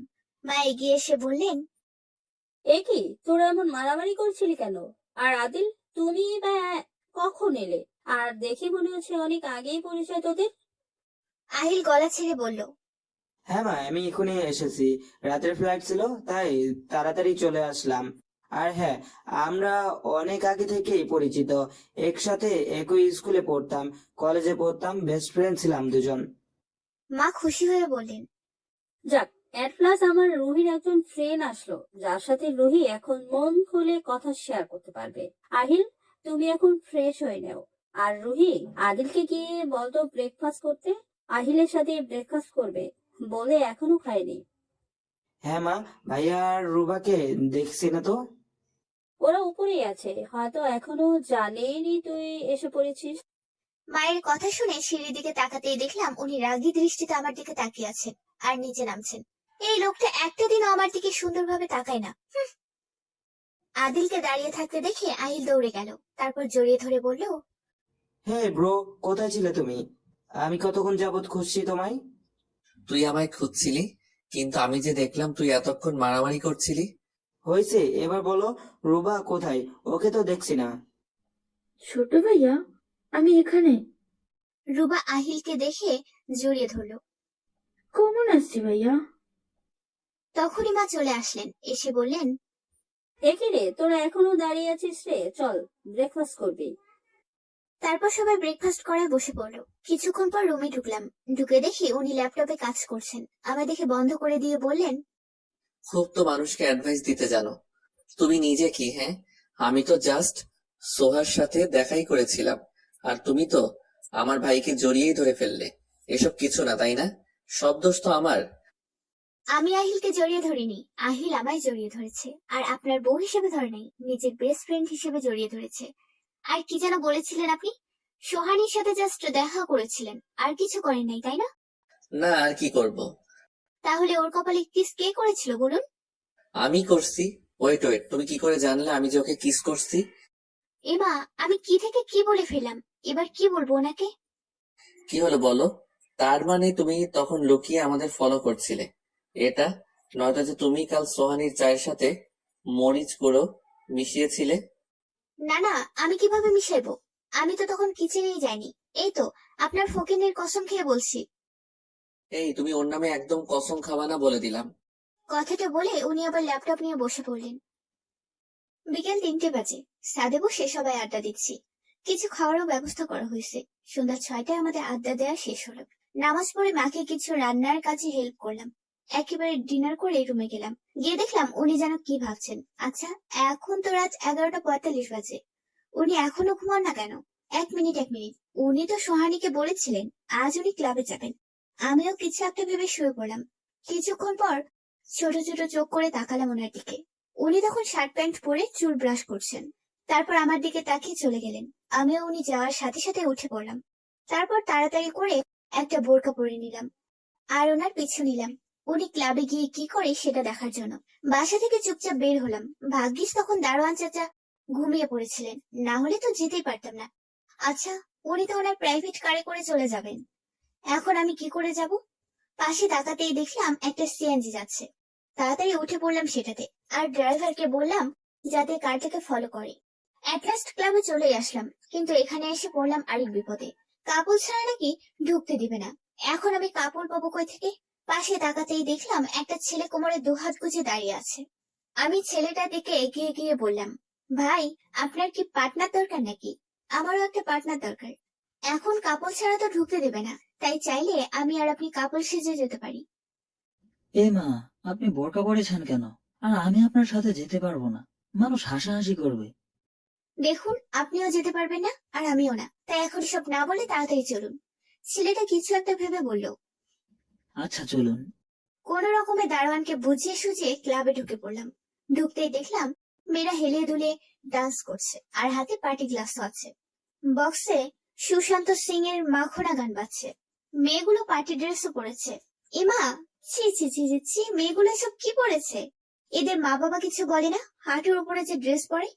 আমি আর এসব না দেখে ওনাকে খুঁজতে থাকলাম, উনি কোথায় আছেন। আমি অন্ধকারে থাকার কারণে কেউ এতটা খেয়াল করছে না। আমার চোখ তো শুধু ওনাকেই খুঁজছে। হঠাৎই চোখ পড়লো কয়েকটা প্রাইভেট রুমের ওপর, কিন্তু এখানে তো কেউ নেই।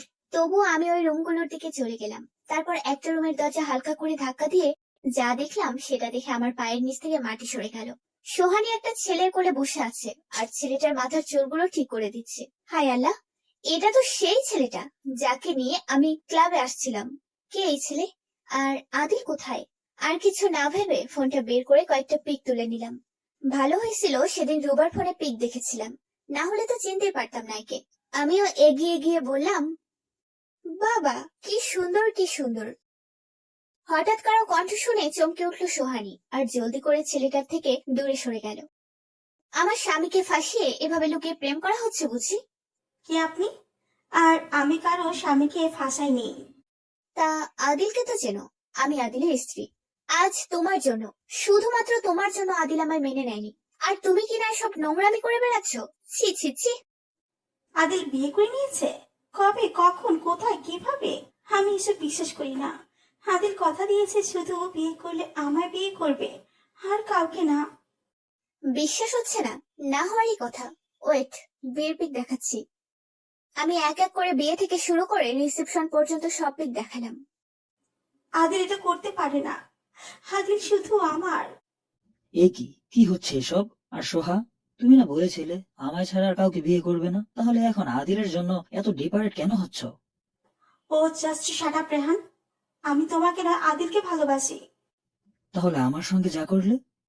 এসব ভুলে যাও। এদের কথা শুনতে শুনতে আমি বলে উঠলাম, অনেক হয়েছে সোহানি, আর নয়। এবার আমি আদিলকে সবকিছু বলে দিব, কিভাবে ঠকাচ্ছ তুমি ওনাকে। কথাটা বলে চলে আসলাম সেখান থেকে। এখন যেভাবেই হোক বাসায় যেতে হবে। হঠাৎই চোখ পড়লো আদিলের ওপর। তিনি হেসে হেসে একটা ছেলের সাথে কথা বলছেন। একটা ভেংচি কেটে চলে আসলাম। এদিকে আমার একটা কাজ তোমাকে করে দিতে হবে রিহান। তুমি আমার সাথে যে বিশ্বাসঘাতকতা করেছো, এরপর তোমার কোনো কথা শোনার প্রশ্নই ওঠে না। তাই নাকি? শোনো রেহান, আমি যা বলবো তোমাকে তাই করতে হবে, না হলে তুমি আমার সাথে যা যা করেছ সেটা সবাইকে জানিয়ে দিব। আর বলবো তুমি জোর করে আমার সাথে এসব করেছ। আর একদম চালাকি করার চেষ্টা করবে না, আমার কাছে এইসব কিছু প্রুফও আছে। সোহানির এসব কথা শুনে রেহান ভয় পেয়ে গেছে। সোহানি যে ডেঞ্জারাস, ও সব করতে পারে। তাই রেহান কাঁপা কাঁপা গলায় বলল, বলো কি করতে হবে? বেশি কিছু না, জাস্ট এই মেয়েকে শুধু ফলো করতে হবে। কি করে না করে, কোথায় যায় না যায়, এসব কিছু জানতে হবে। তারপর আমাকে ইনফর্ম করবে। এই মেয়ের জন্য আদি আমায় বিয়ে করেনি, ঠকিয়েছে আমায়। তাই এই মেয়েকে এর উপযুক্ত শাস্তি দিতে হবে। ওটা কি আমার আদিকে সব বলে দিবে। তার আগে আমি ওকে আদির জীবন থেকে সরিয়ে ফেলবো। কথাটা বলেই সোহানি একটা শয়তানি হাসি দিল। আমি এখনো ক্লাবের দরজার সামনে দাঁড়িয়ে আছি। কিভাবে যাব এখন? কোন রকমে দারোয়ানের সামনে গিয়ে বললাম, এই যে আমি বাড়ি যাব। তো জান, আমি কি না করছি নাকি? আমি যেতে নিব অমনি আবার আটকে দিল। এ কি, আপনি যার সাথে এসেছিলেন সে কোথায়? আপনি একা একা যেতে পারবেন না। এখন আমি কি করব? কিভাবে যাব? যদি আদিল চলে আসে তাহলে কি হবে? না না, আমায় যেভাবেই হোক বাসায় যেতে হবে। চাচা, এই দেখেন, আপনি যার কথা বলছিলেন সে আপনার পেছনে দাঁড়িয়ে আছে। দারোয়ান পেছনে তাকাতেই আমি ভৌ দৌড়। পালাই বাবা পালাই, না হলে অনেক বকা আর কেলানি খেতে হবে। কোন রকমে সেখান থেকে পালিয়ে তো আসলাম, বাট এখন কথা হলো যাবো কিভাবে। এত রাতে গাড়ি পাওয়া সম্ভব নয়। কিছুক্ষণ পর দেখলাম একটা সিএনজি যাচ্ছে, সেটাই উঠেই বাসায় চলে আসলাম। ধীরে ধীরে রুমে ঢুকে তাড়াতাড়ি বোরকাটা খুলে লুকিয়ে ফেললাম। তারপর আবার আগের মতো শুয়ে পড়লাম, কিন্তু কিছুতেই ঘুম আসছে না। নানা ধরনের চিন্তা মাথায় ঘুরপাক খাচ্ছে। আচ্ছা, ওনাকে কি আমি সোহানের পিকগুলো দেখাবো? না না, দেখাবো না। ওনাকে আমি জাস্ট এটাই বলবো যে সোহানি মেয়েটা ভালো নাই। যদি উনি বিশ্বাস করেন তাহলে করলেন, আর না করলে নেই। তাছাড়াও মেয়ে কখনো সুযোগে ঢেকে রাখতে পারে না। তাই সোহানিও আদিলের সামনে যত ভালো হওয়ার অভিনয় করুক না কেন, তার সত্য একদিন আদিল ঠিক জানতে পারবে। এসব কথা ভাবতে ভাবতে কখন ঘুমিয়ে পড়লাম টেরই পাইনি। সকালে ঘুম থেকে উঠে ঘড়ির দিকে তাকাতেই দেখলাম সকাল 10টা বাজে। তাই আর দেরি না করে তাড়াতাড়ি ফ্রেশ হয়ে নিচে চলে গেলাম। গিয়ে দেখি মা আর আদিল ডাইনিং টেবিলে বসে আছে খাওয়ার জন্য। আমায় দেখে মা বললেন। আয় মা, বস। আমিও আদিলের পাশে বসে পড়লাম। খাওয়ার সময় হঠাৎই মা বলে উঠলেন। আদিল, অনেকদিন হয়েছে তোমাদের বিয়ের, অথচ এখনো আরোহী মা কোনো শপিং টপিং করেনি। তাই তুমি আজ আরোহীকে শপিং করতে নিয়ে যাবে। মা, আমি বিজি আছি। তুমি আহিল বা রুবাকে বলো, ওরা না হয় আরোহীকে নিয়ে যাবে। যুবা আজ হোটেলে চলে যাবে, আর আহিল অনেক আগেই অফিসের একটা কাজে বাইরে চলে গেছে। তাই তুমি ওকে নিয়ে শপিং এ যাবে, আর এটাই আমার ফাইনাল কথা। আদিলের দিকে তাকিয়ে দেখলাম উনি কপাল কুঁচকে নিজের খাবারের দিকে তাকিয়ে আছেন। হয়তো উনি আমার শপিং এ নিয়ে যেতে চান না। তাই আমি মাকে বললাম, থাক না মা, আমার অনেক কাপড় আছে, আমি না হয় সেগুলো পরে নিব। না আরোহী, আমি যা বলেছি তাই হবে। উনি কিছু না বলে খাবার শেষ করে উঠে গেলেন। তারপর মায়ের দিকে তাকিয়ে বললেন, মা, ওকে রেডি হতে বলো ফার্স্ট, আমার অনেক কাজ আছে, আমি অত সময় নষ্ট করতে পারবো না। কথাটা বলে উনি রুম থেকে চলে গেলেন। আমি ও মুখ বাঁকিয়ে খাবারে মনোযোগ দিলাম। রুমে আসতেই দেখলাম উনি শার্ট প্যান্ট পরে রেডি। আমার দিকে একবার তাকিয়ে বললেন, রেডি হয়ে নাও তাড়াতাড়ি। আমি একটা থ্রি পিস পরে নিলাম।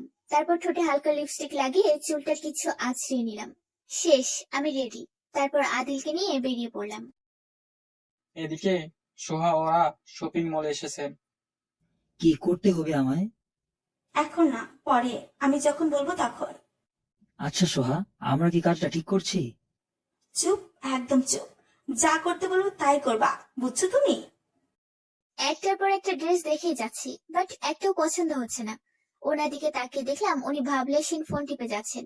হঠাৎই একটা ড্রেসের প্রতি চোখ গেল আমার। খুব সুন্দর ড্রেসটা। তাই ড্রেসটা নিয়ে তাড়াতাড়ি ঢুকে পড়লাম ট্রায়াল রুমে। দরজা বন্ধ করার সাথে সাথেই কেউ একজন এসে আমায় জড়িয়ে ধরলো। কিছু বুঝতে পারছি না আমি। লোকটাকে আমি ধাক্কা দিয়ে যেতেই লাগলাম অটোমেটিকলি, বাট তাকে কিছুতেই সরাতে পারছি না। লোকটা আমায় প্রায় 1 মিনিট পরে ছেড়ে দিল।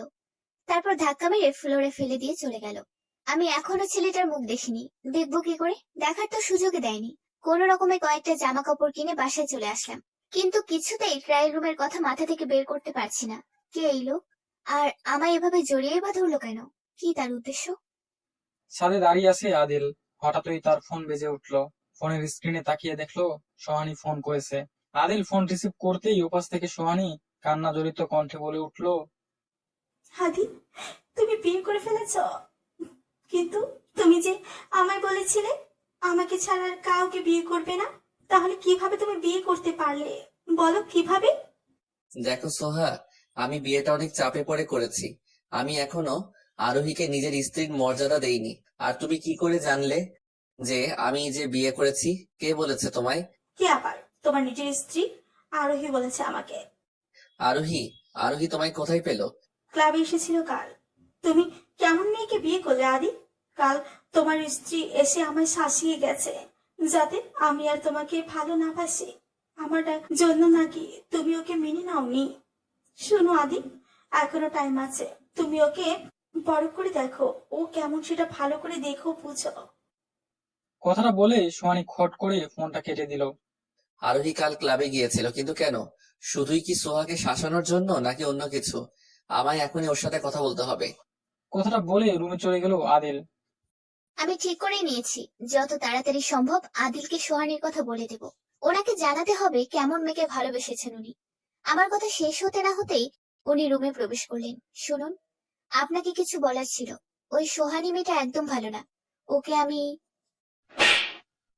কথাটা শেষ না করার আগেই উনি আমার গালে সজোরে চড় বসিয়ে দিলেন। সোহা ভালো না? তুমি বুঝি খুব ভালো? এসব আপনি কি বলছেন? আমি কি করেছি? কি করেছো, কি করো নাই সেটা বলো। কি বলছেন আপনি? আমি তো কিছু বুঝতে পারছি না। বুঝতে পারছো না তাই তো ওকে বোঝাচ্ছি সোহা ভালো না সেটা তুমি কি করে জানলে? আই মিন ওকে তুমি কোথায় পেলে? অ্যান্সার মি ড্যাম ইট। আমি কিছু বলছি না, মাথা নিচু করে দাঁড়িয়ে আছি। কি বা বলবো ওনাকে? এখন যদি ক্লাবের কথা বলি আর উনি উল্টো পাল্টা ভেবে নেন তাহলে? Answer me damn it. ওনার এমন রাগ দেখে আমি কিছু বলতে পারছি না, শুধু নিচের দিকে তাকিয়ে আছি। বলবে না তো? বলবেই বা কি করে? বলার মতো মুখ আছে তোমার? তুমি কি ভেবেছো আমি কিচ্ছু জানি না? আরে তুমি কোথায় যাও না যাও সব খবর আসে আমার কাছে। ওনার কথা শুনে ভয়ার্ত চোখে তাকালাম ওনার দিকে। উনি আমার তাকানো দেখে বললেন, কি হলো, ভয় পেয়ে গেলে যে আমি কি করে জানলাম? তাহলে শোনো, সোহা বলেছে আমায় তুমি কাল ক্লাবে গিয়েছিলে ওকে শাসানোর জন্য। শুধুই কি ওকে শাসানোর জন্য গিয়েছিলে নাকি অন্য কিছু? দেখুন, আপনি আমার কথা বিশ্বাস না করে উল্টাপাল্টা ভাবতে পারেন না। আমি ভেবেছিলাম আপনাকে কথার দ্বারা বোঝাবো, কিন্তু আপনি তো বুঝলেন না। আমার কাছে যথেষ্ট প্রমাণও রয়েছে আপনার সোহানি কতটা ভালো, কতটা নিষ্পাপ। ওয়েট, দেখাচ্ছি। কথাটা বলে ফোনটা হাতে নিতেই উনি আমার হাত থেকে ফোনটা নিয়ে ফ্লোরে আছাড় মারলেন। ফোনটার ব্যাটারি, মেমোরি, সিম সব ছিটিয়ে ছিটিয়ে পড়ে আছে। তুমি কি মনে করেছো তোমার এসব সো কল্ড প্রমাণে বিশ্বাস করে আমি সোহাকে ছেড়ে? নেভার। আমি তোমায় ছাড়তে পারি বাট সোহাকে নয়, বিকজ আই লাভ হিম। বুঝেছো তুমি? আর সোহাকে শাসানোর জন্য তুমি আর জায়গা পেলে না, ক্লাবেই যেতে হলো। আমার তো এখন মনে হচ্ছে তোমার চরিত্রে দোষ আছে। না হলে একটা মেয়ে একা একা এত রাত্রে ক্লাবে যায় কি করে? তাছাড়া ক্লাবে তো কাপল ছাড়া ঢুকতে দেয় না। তাহলে তুমি কি করে গেলে বলো, কি করে? নিশ্চয়ই কেউ আছে যার সাথে পার্সোনাল ডেট করার জন্য গিয়েছিলে। আর শোনো, তোমায় যাতে আমি আমার রুমে আর না দেখি গটি। কথাটা বলে উনি হনহনিয়ে চলে গেলেন। আমায় কিছু বলার সুযোগও দিলেন না। ভীষণ কান্না পাচ্ছে আমার, চিৎকার করে কাঁদতে ইচ্ছে করছে। আমি আর পারছি না এসব নিতে। যার চরিত্রে দোষ আছে সে ওনার চোখে ভালো হয়ে গেল, নিষ্পাপ হয়ে গেল, আর আমি চরিত্রহীন হয়ে গেলাম। কত সহজেই উনি আমায় চরিত্রহীনের দাগ লাগিয়ে দিলেন। বিশ্বাস ভালো, কিন্তু অন্ধবিশ্বাস ভালো নয়। আপনি দিনের পর দিন আমায় অপমান করে যাচ্ছেন। আমিও তো একটা মানুষ নাকি? আমারও তো মন বলে কিছু আছে। চোখ থেকে অঝরে পানি পড়ছে আমার, কিন্তু এই পানি দেখার মতো তো আর কেউ নেই। লিভিং রুমে মুখ ফুলিয়ে বসে আছে আদিল। রাগে তার নাক মুখ লাল হয়ে আছে। হঠাৎই কলিং বেল বেজে উঠল। আদিল এক রাশ বিরক্ত নিয়েই দরজাটা খুললো। খুলতেই দেখলো একটা ছেলে দাঁড়িয়ে আছে। এ কি, কে আপনি? বাহ, মিস্টার আদিল খান, আমার ভালোবাসাকে আমার কাছ থেকে কেড়ে নিয়ে এখন বলছেন কে আমি? How funny. This is what you are saying? আমি কারো ভালোবাসা কেড়ে নেইনি। আর হেয়ালি না করে সোজাসুজি বলবেন কে আপনি। ওকে ফাইন, বলছি কে আমি। তার আগে বাইরে চলুন, সেখানে না হয় বলবো। এভাবে দরজায় দাঁড়িয়ে বলা যায় নাকি? আচ্ছা চলুন। আদিল ছেলেটাকে নিয়ে তাদের গার্ডেনে গেল। এখন বলুন, আপনি কোন ভালোবাসার কথা বলেছিলেন? আমি আরোহীর কথা বলছি। আমি ওর বয়ফ্রেন্ড, খুব ভালোবাসি আমরা দুজন দুজনকে। What nonsense! কি বলছেন আপনি এগুলো? আরোহীর বয়ফ্রেন্ড মানে? হ্যাঁ, আমি আরোহীর বয়ফ্রেন্ড, আর আমি কোনো মিথ্যা কথা বলছি না। আমি আপনার কথা বিশ্বাস করি না, আর করবোই বা কেন? কোনো অপরিচিত ব্যক্তি এসে বললো আর আমি বিশ্বাস করে নিব? অতটাও বোকা নই। ওকে ফাইন, আমি জানি আপনি ট্রাস্ট করবেন না। সেদিন রাতে আরোহী আমার সাথে দেখা করার জন্য ক্লাবে গিয়েছিল। বিশ্বাস না করলে দারোয়ানকে জিজ্ঞেস করতে পারেন। যদি আমার এই কথাও আপনার বিশ্বাস না হয়, তাহলে আমার কাছে আরো প্রমাণ আছে, সেগুলো দেখাচ্ছি। ছেলেটা ফোন বের করে ট্রায়াল রুমের জড়িয়ে ধরা ফটোগুলো দেখালো। এসব দেখে আদিল পাথরের মূর্তির মতো দাঁড়িয়ে আছে। ভাবতেই পারছে না আরোহী এতটা নিচ। সাথে তার প্রচন্ড রাগও হচ্ছে। আই হোপ আপনার এখন বিশ্বাস হয়েছে। আর পারলে আমার আরোহীকে আমার কাছে ফিরিয়ে দিন প্লিজ। ও আমায় সেদিন কল করে খুব কেঁদেছিল আর বলেছিল ও আমায় ছাড়া বাঁচবে না, আর আপনি ওকে ডিভোর্স দিয়ে দিবেন। খুব ভালোবাসি আমি ওকে, তাই ওর কথা ফেলতে পারিনি, আর আপনার সাথে দেখা করার জন্য চলে আসলাম। এখন আমি আসি তাহলে। কথাটা বলে ছেলেটা চলে গেল। আর যাওয়ার আগে বলে গেল, সবসময় আমরা যা দেখি তা সত্য হয় না, তাই যা করবেন ভেবে চিন্তে করবেন। ফ্লোরে এখনো বসে আছি আমি, আর ভাবছি কি থেকে কি হয়ে গেল। মাও বাড়িতে নেই, রুবাও হোস্টেলে চলে গেছে। খুব একা একা লাগছে। হঠাৎ দরজা খোলার আওয়াজে ধ্যান ভাঙলো আমার। তাকিয়ে দেখলাম উনি এসেছেন। আমি ওনাকে দেখে সাথে সাথে মুখ ঘুরিয়ে নিলাম। উনি রেগে তেড়ে আসলেন আমার দিকে। তারপর আমার হাত ধরে টেনে দাঁড় করিয়ে আবার চড় বসিয়ে দিলেন গালে। আগের চড় খুব জোরে পড়েছিল, যার জন্য খুব ব্যথা করছিল। এখন আবার একই জায়গায় চড় দিয়ে গাল আরো বেশি ব্যথা করছে। সোয়াকে খারাপ প্রমাণ করতে চাইছিলে আমার কাছে? তুমি নিজে কতটা ভালো তা আমার জানা হয়ে গেছে। ভাগ্যিস আজ তোমার প্রাক্তন প্রেমিক এসে সব বলে গেল। না হলে তো জানতেই পারতাম না তুমি যে এতটা নিজ থার্ড ক্লাসের মেয়ে। ক্লাবে যাওয়া, ট্রায়াল রুমে গিয়ে প্রাক্তনকে জড়িয়ে ধরা, এসব শুধু তোমার দ্বারাই সম্ভব। আমার সন্দেহই ঠিক সেদিন তুমি সোহাকে শাসানোর জন্য নয়, নিজের প্রাক্তনের সাথে ডেট করতে গিয়েছিলে। এসব আপনি কি মিথ্যা অপবাদ দিচ্ছেন আমার উপর? সেদিন আমি আপনাকে ফলো করতে গিয়েছিলাম, আপনি ক্লাবে গিয়ে কি করেন সেটা দেখার জন্য। ও আমাকে তোমার মতো মনে করো নাকি, যে তুমি যা করে বেড়াও সেটাও আমি করব? আপনি এসব কি বলছেন? আমি কিছু বুঝতে পারছি না। আর বুঝতে হবে না তোমায়। এখনই এখান থেকে বেরিয়ে যাও, আর আমার সামনে আসবে না। আমি খুব শীঘ্রই তোমায় ডিভোর্স দিয়ে দিব, আর তোমাকে তোমার প্রাক্তনের কাছে পাঠিয়ে দিব, আর আমিও সোহাকে বিয়ে করে নিব। এখন এখান থেকে চলে যাও, না হলে খুব খারাপ হয়ে যাবে। আমি আমার দোষ না জেনে কিছুতেই যাব না। আর কি প্রান্তন প্রান্তন করছেন? কতবার বলবো আমার সামনে এসো না? এখনই আমার বাসা থেকে বের হয়ে যাও, আর কোনোদিন এই বাসায় আসবে না। কি বলছেন? আমি বাড়ি ছাড়বো কেন? কি ভুল করেছি? কি দোষ করেছো তুমি জানতে চাও? কি দোষ করনি সেটা বলো।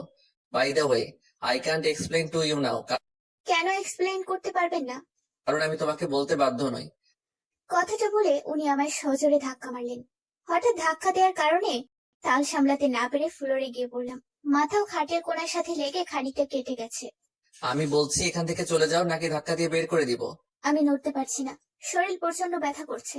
আমি নড়ছি না দেখে উনি এসে আমায় টেনে দাঁড় করিয়ে দিয়ে আমাকে টানতে টানতে নিচে নামাতে লাগলেন। আমি ওনার হাত আমার হাত থেকে সরানোর চেষ্টা করছি। উনি এমন ভাবে আমার হাত চেপে ধরেছেন যেন মনে হচ্ছে এখনই হাতের হাড় ভেঙে যাবে। তবু উনি আমার হাত ছাড়ছেন না। একেবারে মেইন ডোরের সামনে এসে থামালেন। তারপর বললেন, আমার বাড়িতে কোনো চরিত্রহীনের স্থান নেই। অতঃপর উনি আমায় ধাক্কা মেরে বের করে দিয়ে দরজা বন্ধ করে দিলেন।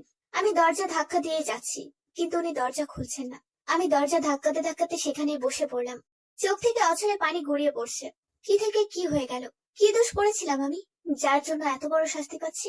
আমার কথা না শুনে উনি আমায় এভাবে ধাক্কা দিয়ে বের করে দিলেন, চরিত্রহীন বানিয়ে দিলেন। অ্যাটলিস্ট কারণটা তো বলতে পারতেন। সন্ধ্যাও হয়ে গেছে, এখন কোথায় যাব আমি? বাপের বাড়িতেও যেতে পারবো না। সেখানে গেলে এক এক মানুষের এক এক কথা বলবে। আমার মা বাবার অসম্মান হবে। আমি কিছুতেই আমার কারণে আমার মা বাবাকে ছোট করতে পারবো না, আর এই বাড়িতেও থাকতে পারবো না। অ্যান্ড আই অলসো প্রমিস, আমি নিজে থেকে এই বাড়িতে ফিরে আসবো না, কখনো না। রাস্তা দিয়ে এক মনে হেঁটে চলেছি, কোথায় যাব জানা নেই। হঠাৎই মনে হলো আমার বেস্ট ফ্রেন্ড রিঙ্কির কথা। সে তো চট্টগ্রাম থাকে, আমি সেখানেই চলে যাব। রিঙ্কির মা বাবা আমায় খুব আদর স্নেহ করেন। আমি গেলে ওনারা আমায় ফেলে দিতে পারবেন না। সেখানে গিয়ে না হয় চাকরি খুঁজে নিব। এই নিষ্ঠুর ঢাকা শহর ছেড়ে চলে যাব, অনেক দূরে চলে যাব, অনেক দূরে। আমি দোয়া করি আদিল যাতে ওনার সোহানীকে নিয়ে ভালো থাকে, কিন্তু আমিও তো চাইলেই ওনাকে ঘৃণা করতে পারছি না। এই কয়েকদিনে আমি যে ওনাকে খুব ভালোবেসে ফেলেছি।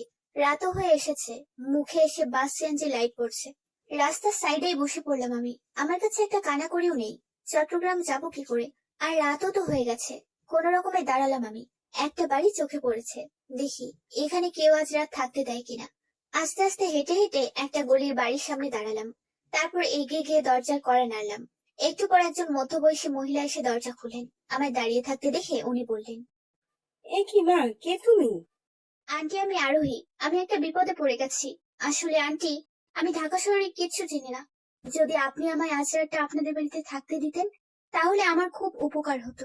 আমি কাল সকালেই চলে যাব। ঠিক আছে, আসো মা, ভেতরে আসো। আর তোমার মাথায় এই চোট কিসের? আসার সময় কোথাও লেগে গিয়েছিল মনে হয়। মহিলাটি এখনো আমার দিকে তাকিয়ে আছে। হয়তো আমার কথা ওনার বিশ্বাস হয়নি। আমার দিকে একটু এগিয়ে এসে বললেন, আসার সময় কোথাও চোট পেয়েছো, কিন্তু তোমার গালে যে 5 আঙ্গুলের দাগ দেখা যাচ্ছে, সেটা তো অন্য কথা বলছে। আমি ওনার কথা শুনে কেঁদে দিলাম। আর যে কান্না চেপে রাখা সম্ভব হচ্ছে না আমার পক্ষে। কাঁদতে কাঁদতেই ওনাকে বললাম, প্লিজ আন্টি, আমাকে এসব জিজ্ঞেস করবেন না। আমি কিচ্ছু বলতে পারবো না। আপনাদের বাড়ি থেকে খাওয়ার মতো কিছু আছে? আমাকে কি একটু খাবার দেবেন? আমার খুব খিদে পেয়েছে। দুপুর থেকে কিচ্ছু খাইনি। আমার কথা শুনে মহিলাটির চোখে পানি এসে গেছে। উনি তাড়াতাড়ি ওনার চোখের পানি মুছে বললেন, হ্যাঁ মা, আমি তোমার জন্য এক্ষুনি খাবার নিয়ে আসছি। তার আগে তুমি ফ্রেশ হয়ে নাও। আমিও আন্টির কথা মতো ফ্রেশ হয়ে নিলাম। উনি আমাকে এক প্লেট ভাত এনে দিলেন। আমি কয়েক লোকমা মুখে দিয়ে আর খেতে পারছি না, যেন গলা দিয়ে খাবার নামছেই না। তারপরও কোনো রকমে খাবারটা খেয়ে নিলাম। বিছানায় শুয়ে আছি আমি, কিন্তু কিছুতেই আমার ঘুম আসছে না। শুধু আদিলের কথা মনে পড়ছে। আচ্ছা, উনি খেয়েছেন তো? কেমন আছেন উনি? এসব কি ভাবছি আমি? ওনার তো দিব্যি ভালো থাকার কথা। সোফায় এলোমেলো হয়ে পড়ে আছে আদিল। কিছুই ভালো লাগছে না তার। কেমন যেন এক অদ্ভুত কষ্ট অনুভব করছে। হঠাৎ আদিলের চোখ পড়লো আরোহীর ফ্লোরে পড়ে থাকা ফোনের দিকে। আদিল জলদি করে ফোনটা হাতে নিল। তারপর ব্যাটারি, সিম সেটিংস করে ফোন ওপেন করলো, কল লিস্ট গ্যালারি সব খুঁজলো, বাট প্রমাণের মতো কিছুই পেল না। আদিল ফোনটা সোফায় রেখে একটা তাচ্ছিল্যের হাসি দিল। সকালে রোদ আমার চোখে এসে পড়তেই ঘুম ভেঙে গেল। আমি লাফিয়ে ঘুম থেকে উঠলাম। কিচেনে উকি দিতেই দেখলাম আন্টি রান্না করছে। আমি জলদি করে ফ্রেশ হয়ে নিলাম। তারপর আন্টিকে গিয়ে বললাম, আন্টি আমি চলে যাচ্ছি, ভালো থাকবেন। এ কি মা, তুমি সকালের নাস্তা না করেই চলে যাবে নাকি? বসো বসো, আমি এক্ষুনি তোমার জন্য নাস্তা নিয়ে আসছি। আমি নাস্তা করে ওনার কাছ থেকে বিদায় নিয়ে চলে আসলাম। উনি একদিনে আমায় অনেক ভালোবেসেছেন, যত্ন করেছেন। ওনার জায়গায় অন্য কেউ হলে হয়তো এত কিছু করতো না। সারা জীবন ওনার কাছে কৃতজ্ঞ থাকবো আমি। রাস্তায় 1 ঘন্টা যাবত দাঁড়িয়ে আছি। সকাল 6টা বেজে 7টা হয়ে গেছে। একটা কানাকড়িও নেই আমার কাছে, যাবো কি করে সেটাই ভাবছি। হঠাৎই চোখ গেল আমার হাতের দুটো বালার দিকে। কিন্তু এগুলো তো আমার শাশুড়ি মা আমায় দিয়েছিলেন। তাছাড়াও এই বালা ছাড়া তো আমার কাছে আর কিছু নেই। আর কিছু না ভেবে আমি বালা দুটো বন্ধক দিয়ে দিলাম। আর যা টাকা পেলাম সেটা দিয়ে চট্টগ্রাম রওনা দিলাম। আরোহী, আরোহী কোথায়? তুই দেখ, আমি এসে গেছি। এ কি, এই মেয়ের কোনো সারা শব্দ নেই কেন? মায়ের ডাক শুনে রুম থেকে বেরিয়ে আসলো আদিল। এ কি আদিল, তুমি একা কেন? আরোহী কোথায়? আরোহী এই বাড়িতে নেই মা, ওকে আমি ঘাড় ধাক্কা দিয়ে বের করে দিয়েছি। আদিল, এসব কি বলছো তুমি? আরোহীকে কেন বের করে দিয়েছো? কি করেছে কি ও? ও আমায় ঠকিয়েছে মা, তাই ওকে আমি বিদায় করে দিয়েছি। আর খুব শীঘ্রই ডিভোর্স দিয়ে দিব, তারপর সোহাকে বিয়ে করব। আদিলের মা আদিলের কথা শুনে রেগে কষিয়ে একটা চর বসিয়ে দিলেন গালে। বিয়ে কি তোমার কাছে ছেলেখানা মনে হয় নাকি, যে যখন তখন ডিভোর্স দিয়ে দিবে? শোনো, আর যদি তোমার মুখে এই সোহানী মেয়েটার কথা শুনি তাহলে তুমি আমার মরা মুখ দেখবে। আর তুমি যা করেছো সেটার জন্য অনেক পস্তাতে হবে তোমাকে, অনেক। কথাটা বলে মা নিজের রুমে চলে গেলেন। ট্রেনে জানালার পাশে বসে এক মনে বাইরে তাকিয়ে আছি। আচমকাই মনে পড়লো রিঙ্কির কথা। এ কি, আমি তো রিঙ্কিকে জানাইনি আমি যে চট্টগ্রাম যাচ্ছি। ও যদি স্টেশনে না থাকে তাহলে আমি আমার গন্তব্যে পৌঁছাবো কি করে? ফোনও তো আনিনি। পাশে তাকাতেই দেখলাম একটা লোক ওনার ফোন ঘাটছে। আমি ওনার দিকে তাকিয়ে ইতস্তত করে বললাম, ভাইয়া আপনার ফোনটা একটু দেবেন প্লিজ, আমি একজনকে ফোন করব। লোকটা আমার সাথে সাথে ফোনটা দিয়ে দিল। আমি রিঙ্কির নাম্বার ডায়াল করলাম। রিং হচ্ছে বাট কল রিসিভ করছে না। 2বার কল কেটে গেল। আরেকবার দেওয়ার সাথে সাথেই কল রিসিভ করলো। ওকে কিছু বলার সুযোগ না দিয়ে আমি বললাম, শোন রিঙ্কি, আমি আরোহী বলছি, আমি চট্টগ্রাম আসছি, তুই একটু স্টেশনে থাকিস প্লিজ। ওকে রাখছি আমি। আর কয়েক মিনিট পরেই ট্রেন ছেড়ে দেবে। আর আমি ওই ঢাকা শহর ছেড়ে অনেক দূরে চলে যাব। সেখানে গিয়ে নতুন করে জীবন শুরু করব। মনকে তো শক্ত করে নিলাম, তবুও কেন জানি না খুব কষ্ট হচ্ছে। হয়তো কাছের মানুষদের ছেড়ে চলে যাচ্ছি সেই জন্য। কিন্তু এতে আমার কাছের মানুষরা খুশি থাকলে আমি খুশি। আর আমার স্বামী তো নিজেই বলে দিয়েছে আমি যাতে ওনার সামনে না যাই। আমি আপনার কথা রাখবো আদিল, আর কোনোদিন আপনার সামনে যাব না, আপনাকে ডিস্টার্ব করব না। আমার নিজেরই এখন খুব লজ্জা লাগছে। আমি আপনার সাথে ঝগড়া করেছি, স্ত্রীর অধিকার নিয়ে সামনে গিয়েছি। হয়তো এখন আপনি আপনার সোহানীকে নিয়ে ব্যস্ত আছেন, আর আমি ব্যস্ত আছি এই ঢাকা শহর ছেড়ে চলে যাবার। আমি যে আমার মুখও আপনাকে দেখাতে চাই না আদিল, আর না কোনোদিন দেখাবো। আমি আর কান্না আটকে রাখতে পারলাম না, ফুপিয়ে কেঁদে উঠলাম। এতে ট্রেনের অনেক যাত্রীরা আমার দিকে তাকিয়ে আছে। আমি চোখ মুছে জানালার পাশে প্রকৃতি দেখায় ব্যস্ত হয়ে পড়লাম। কত সুন্দর এই প্রকৃতি, সুন্দর সবই সুন্দর। শুধু সুন্দর না, আমার এই জীবনটা।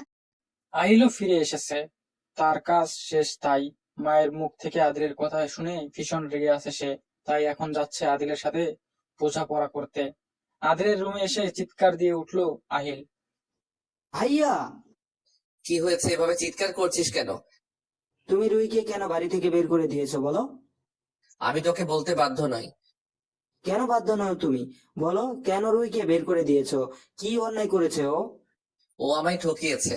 ও রাতে ক্লাবে গিয়ে ছেলেদের সাথে টাইম স্পেন্ড করে, ছেলেদেরকে জড়িয়ে ধরে।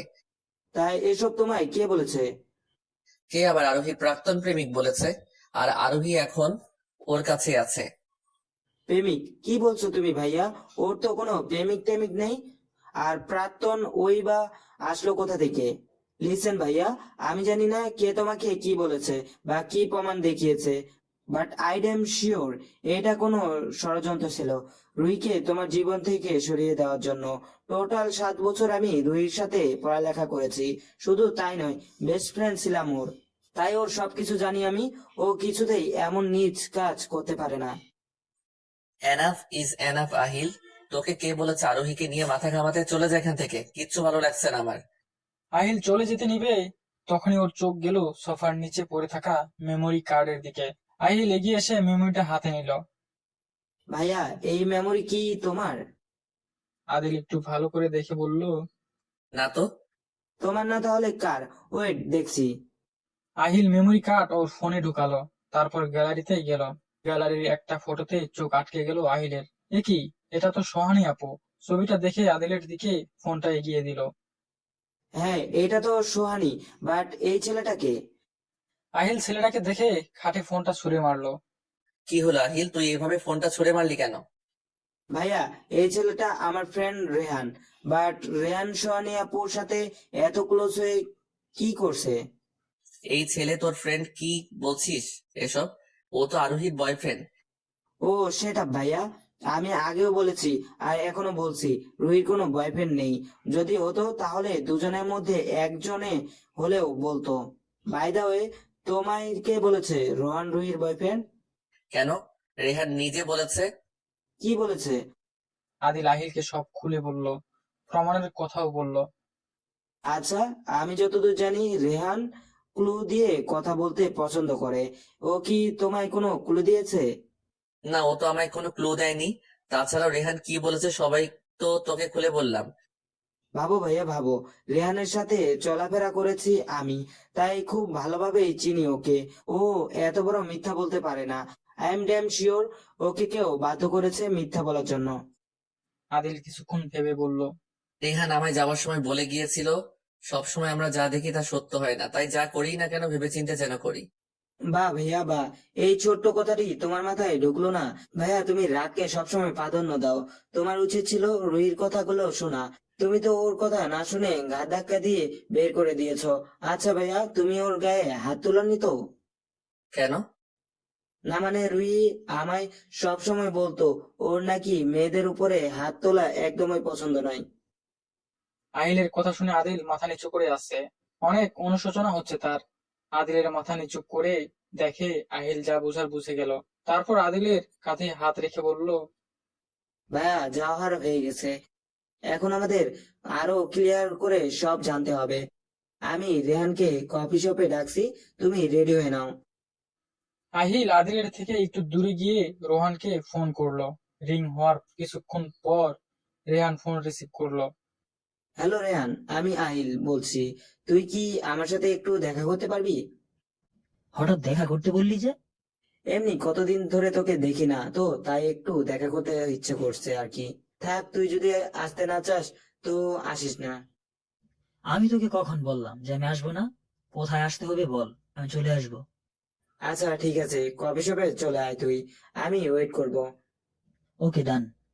আহিল রেহানের সাথে কথা বলে আদিলের দিকে তাকিয়ে বলল, রেডি হয়ে নাও ফার্স্ট। রেহান দেখা করতে রাজি হয়েছে, আর সব সত্য শোনার জন্য প্রস্তুত আছো তো? কথাটা বলে আহিল চলে গেল। কফি শপে বসে আছে আদিল আর আহিল, আর অপেক্ষায় আছে কখন রেহান আসবে। প্রায় 15 মিনিট পর রেহানের দর্শন মিলল। রেহান টেবিলে এসে বসতেই আদিলকে দেখে চমকে গেল। তারপর কাঁপা কাঁপা গলায় বলল, আপনি এখানে কি করছেন? আরে উনি তো আমার ভাইয়া আদিল, তুই চিনিস নাকি? রেহান কিছু না বলে এক ধ্যানে টেবিলের দিকে তাকিয়ে আছে। আরোহী কেমন আছে? আদিলের এমন প্রশ্নে আহিল আর রেহান দুজনেই চমকে উঠল। আরোহী কেমন আছে সেটা আমি কি করে জানবো? ও তো তোমার গার্লফ্রেন্ড, আর বাড়ি ছেড়ে যখন চলে গেছে তখন নিশ্চয়ই তোমার কাছেই আছে। এসব কি বলছেন আপনি ভাইয়া? আরোহী আমার কাছে নেই, আর আপনি ওকে বাড়ি থেকেই বা কেন বের করে দিয়েছেন? কারণ আমার বাড়িতে কোনো ধোঁকাবাজের জায়গা নেই। রেহান আদিলের দিক থেকে চোখ সরিয়ে মাথা নিচু করে বসে আছে। আহিল একটু গলা ছেড়ে বলল, ভাইয়া, আমি সব বলেছে রেহান। আই ডোন্ট নো তুই কেন এসব করেছিস, কার কথাই বা করেছিস। তুই তো এমন না তাহলে। দেখ, তোর এমন মিথ্যা কথা আর মিথ্যা প্রমাণে ওরা আলাদা হয়ে গেছে। এখন যদি ওদের ডিভোর্স না চাস তো বলে ফেল প্লিজ, যে এসব কার কথাই করেছিস। তুই এত শিওর কি করে যে আমি সব মিথ্যে বলেছি আর কারো কথাই করছি? Because I trust you. বন্ধু আমি তোর, তাই সব জানি আমি। তুই আর রুহি বয়ফ্রেন্ড গার্লফ্রেন্ড নস, ইভেন তোরা একজন আরেকজনকে চিনিস না পর্যন্ত। আমি তোকে যেমন বিশ্বাস করি তেমনি রুহিকেও বিশ্বাস করি। তাই এখন সত্যি কথাটা বলে দে প্লিজ, কার কথায় এমন করেছিস? রেহান তবুও কিচ্ছু বলছে না। আদিল শুধু বসে বসে নীরব দর্শকের মতো দেখে যাচ্ছে। দেখ রেহান, তুই যদি না বলিস তো আমি অন্য পথ বেছে নেব। অন্য পথ মানে? আহিল একটা ছোট্ট হাসি দিয়ে তার ফোন বের করে রেহানকে তার আর সোহানের ক্লোজ ফটোগুলো দেখালো। রেহান ছবিগুলো দেখে অবাক হয়ে তাকিয়ে আছে। এ কি, এটা তো সেই দিনের ফটোগুলো, যেদিন আরোহী গিয়ে আমাকে আর সোহানীকে একসাথে দেখে নিয়েছিল। কথাটা বলে রেহান আবার মাথা নিচু করে নিল। রেহানের কথা শুনে আদিল আর আহিল দুজনেই ভ্রু কুঁচকে তাকিয়ে আছে রেহানের দিকে। তার মানে এই মেমোরিটা আরোহীর ছিল, আর ও আমায় সেদিন এই ফটোগুলোই দেখাতে চেয়েছিল, বাট আমি তাকে বিশ্বাস করিনি। আদিলের কথা শুনে আহিল একবার রাগী দৃষ্টিতে তাকিয়ে আবার রেহানের দিকে তাকিয়ে বলল, দেখ ভাই, আস্তে আস্তে সব ক্লিয়ার হয়ে যাচ্ছে, তাই তুই আর কিউরিসিটি না বাড়িয়ে বলে ফেল প্লিজ। ওকে ফাইন, বলছি আমি সব। রেহান একটা দীর্ঘশ্বাস ছেড়ে বলল, সেদিন আরোহী আমার সাথে মিট বা ডেট করতে ক্লাবে যায়নি, ও তো আমায় চিনতো পর্যন্ত না। তারপর রেহান আদিল আর আহিলকে A to Z খুলে বলল, তাই এসব কে করাচ্ছে এটা তো বললি না। সোহানী করিয়েছে। কি? সোহানি তোমায় এসব করতে বলেছে? But why? যাতে আপনি আর আরোহী আলাদা হয়ে যান, সেই জন্য। সোহানি তোকে বললো আর তুই রাজি হয়ে গেলি? Why bro? আমি কি এমনি রাজি হয়েছি নাকি? ও আমায় ব্ল্যাকমেল করেছে এসব করার জন্য। কি ধরনের ব্ল্যাকমেল?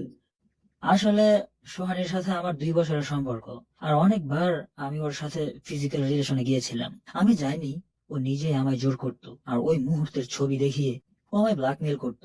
সেদিন ট্রায়াল রুমে আমি আরোহীকে জড়িয়ে ধরেছিলাম, আর সোহানী ছবিগুলো তুলেছিল। আমি এমন করতে চাইনি, আমি জানি আরোহীর সাথে আমি যা করেছি সেটা অন্যায় করেছি, ক্ষমার অযোগ্য আমি। তবু আরোহীর কাছে একদিন আমি ক্ষমা চেয়ে নেব। আর অন্যায় কিন্তু আমি একা করিনি, আদিল ভাইয়াও অন্যায় করেছে। ওনার এইভাবে আরোহীকে বের করে দেওয়া একদম উচিত হয়নি। আরোহীর কথাও শোনা উচিত ছিল ওনার। আরোহী মেয়েটা সত্যিই খুব ভালো, আর খুব ভালোবাসে আদিল ভাইয়াকে। সেদিনের কথার দ্বারাই বুঝেছিলাম আমি। আমি তো সেদিন ভাইয়াকে এটাও বলেছিলাম যে আমরা সবসময় যা দেখি তা সত্য হয় না, তাই যাই করুন না কেন ভালো করে চিন্তা ভাবনা করে যেন করেন।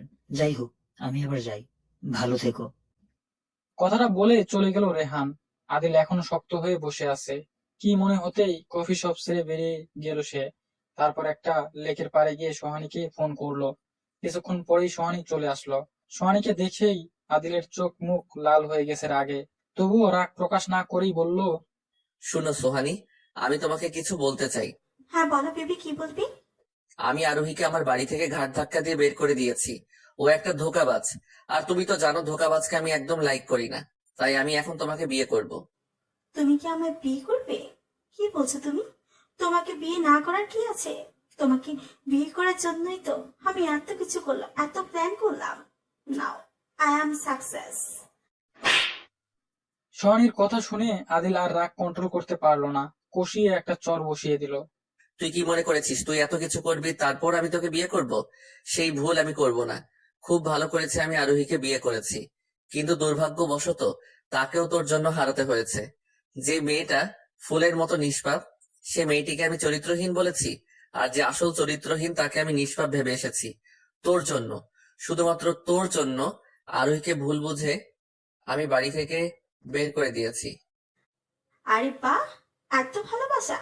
যাক, তুমি আমায় বিয়ে করো বা নাই করো, আমি একটা খুব ভালো কাজ করেছি, তোমাকে আর আরোহীকে আলাদা করে দিয়েছি। সোহানীর কথা শুনে আদিল আরেকটা চর মেরে দিল তার গালে। তুই কি মনে করেছিস আমার সর্বনাশ করে তুই পার পেয়ে যাবি? না, পুলিশে দিব আমি তোকে। কথাটা বলে রেগে লেক থেকে চলে গেল আদিল। মানুষের হয়েছে ঘুম ভেঙে গেল আমার। তাকিয়ে দেখলাম সব যাত্রীরা নেমে যাচ্ছে। তার মানে কি চলে এসেছে নাকি?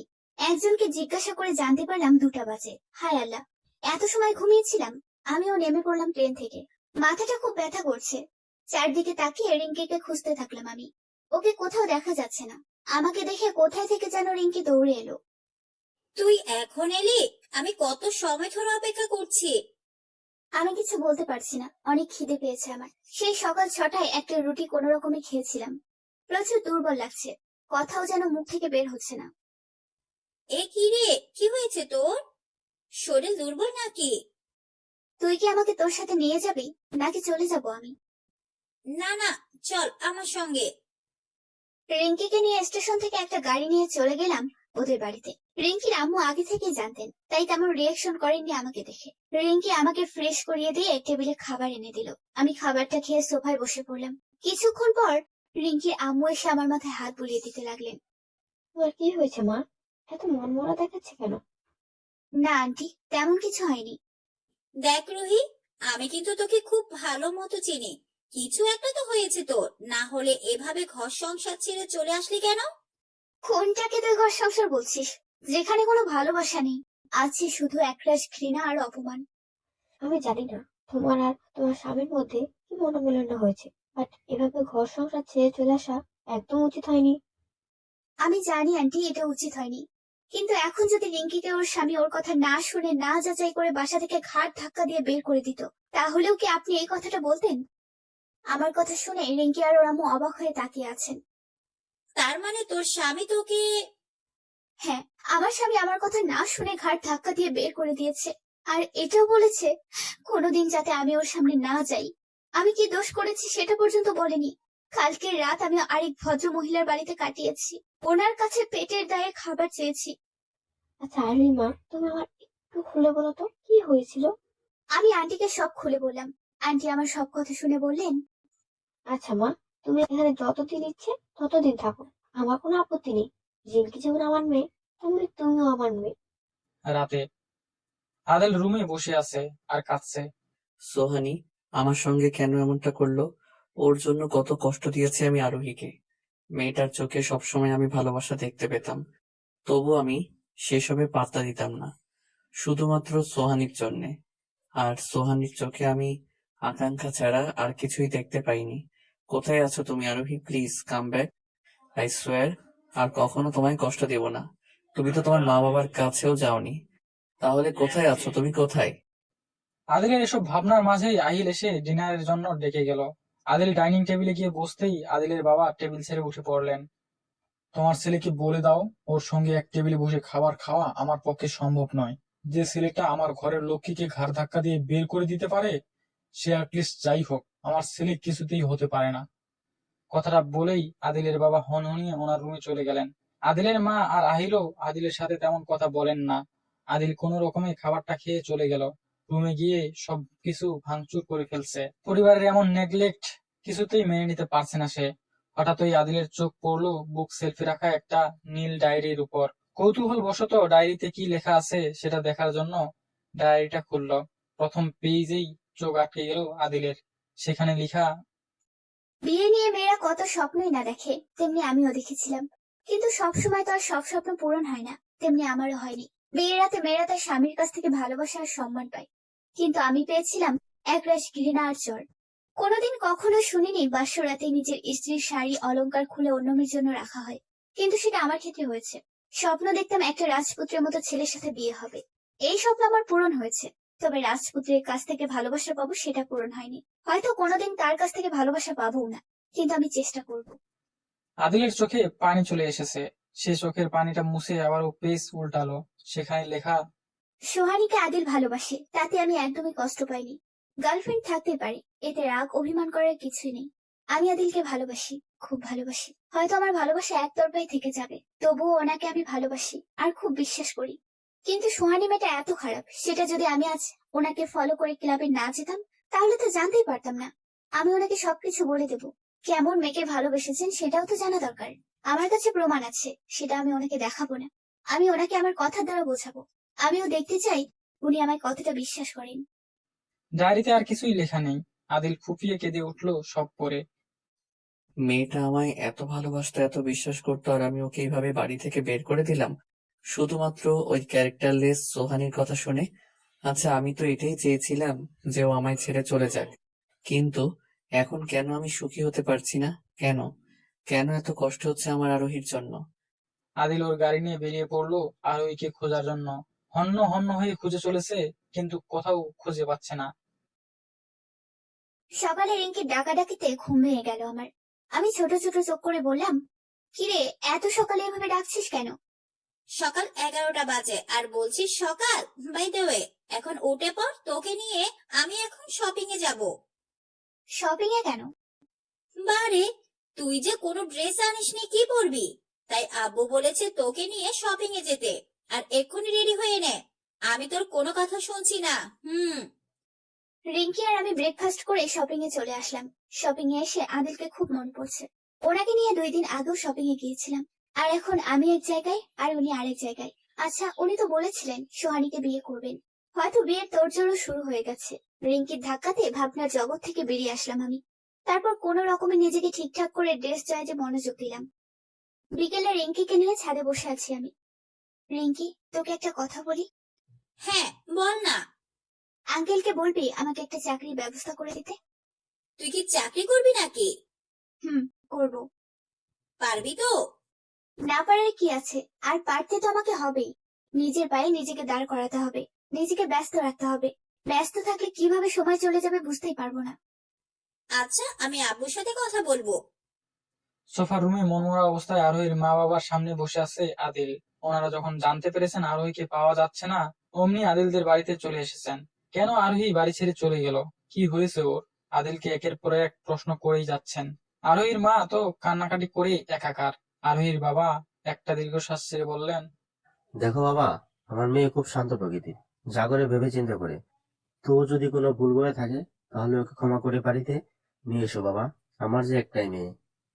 আব্বু, আমি জানি না আরোহী কোথায় আছে। যদি জানতাম তাহলে এখন এখানে বসে থাকতাম না, ওকে নিয়ে আসতাম। বাট কোথাও পাচ্ছি না ওকে। কাল থেকে ওকে আমি অন্যে হয়ে ঢাকা শহরে খুঁজে চলেছি।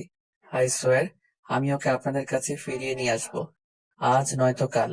আপনারা এই বিশ্বাস আমার উপরে রাখতে পারেন, তবে আপনাদের ধৈর্য ধরতে হবে। খাটে বসে আছে আদিল। যেদিকে তাকাচ্ছে, যেখানে যাচ্ছে সেদিকেই শুধু আরোহীর স্মৃতি, আরোহীর শরীরের ঘ্রাণ। রুমের সবই ঠিক আছে, সবই আছে, শুধু নেই আরোহী। না, এই সোহানী মেয়েকে একটা শাস্তি দিতেই হবে। আমি সুখী হয়েও সুখী হতে পারিনি শুধুমাত্র এই মেয়েটার জন্য, তাই একে আমি ছেড়ে দিব না, কিছুতেই না। এখানে শুধু সোহানীর দোষ নেই, আমারও দোষ আছে।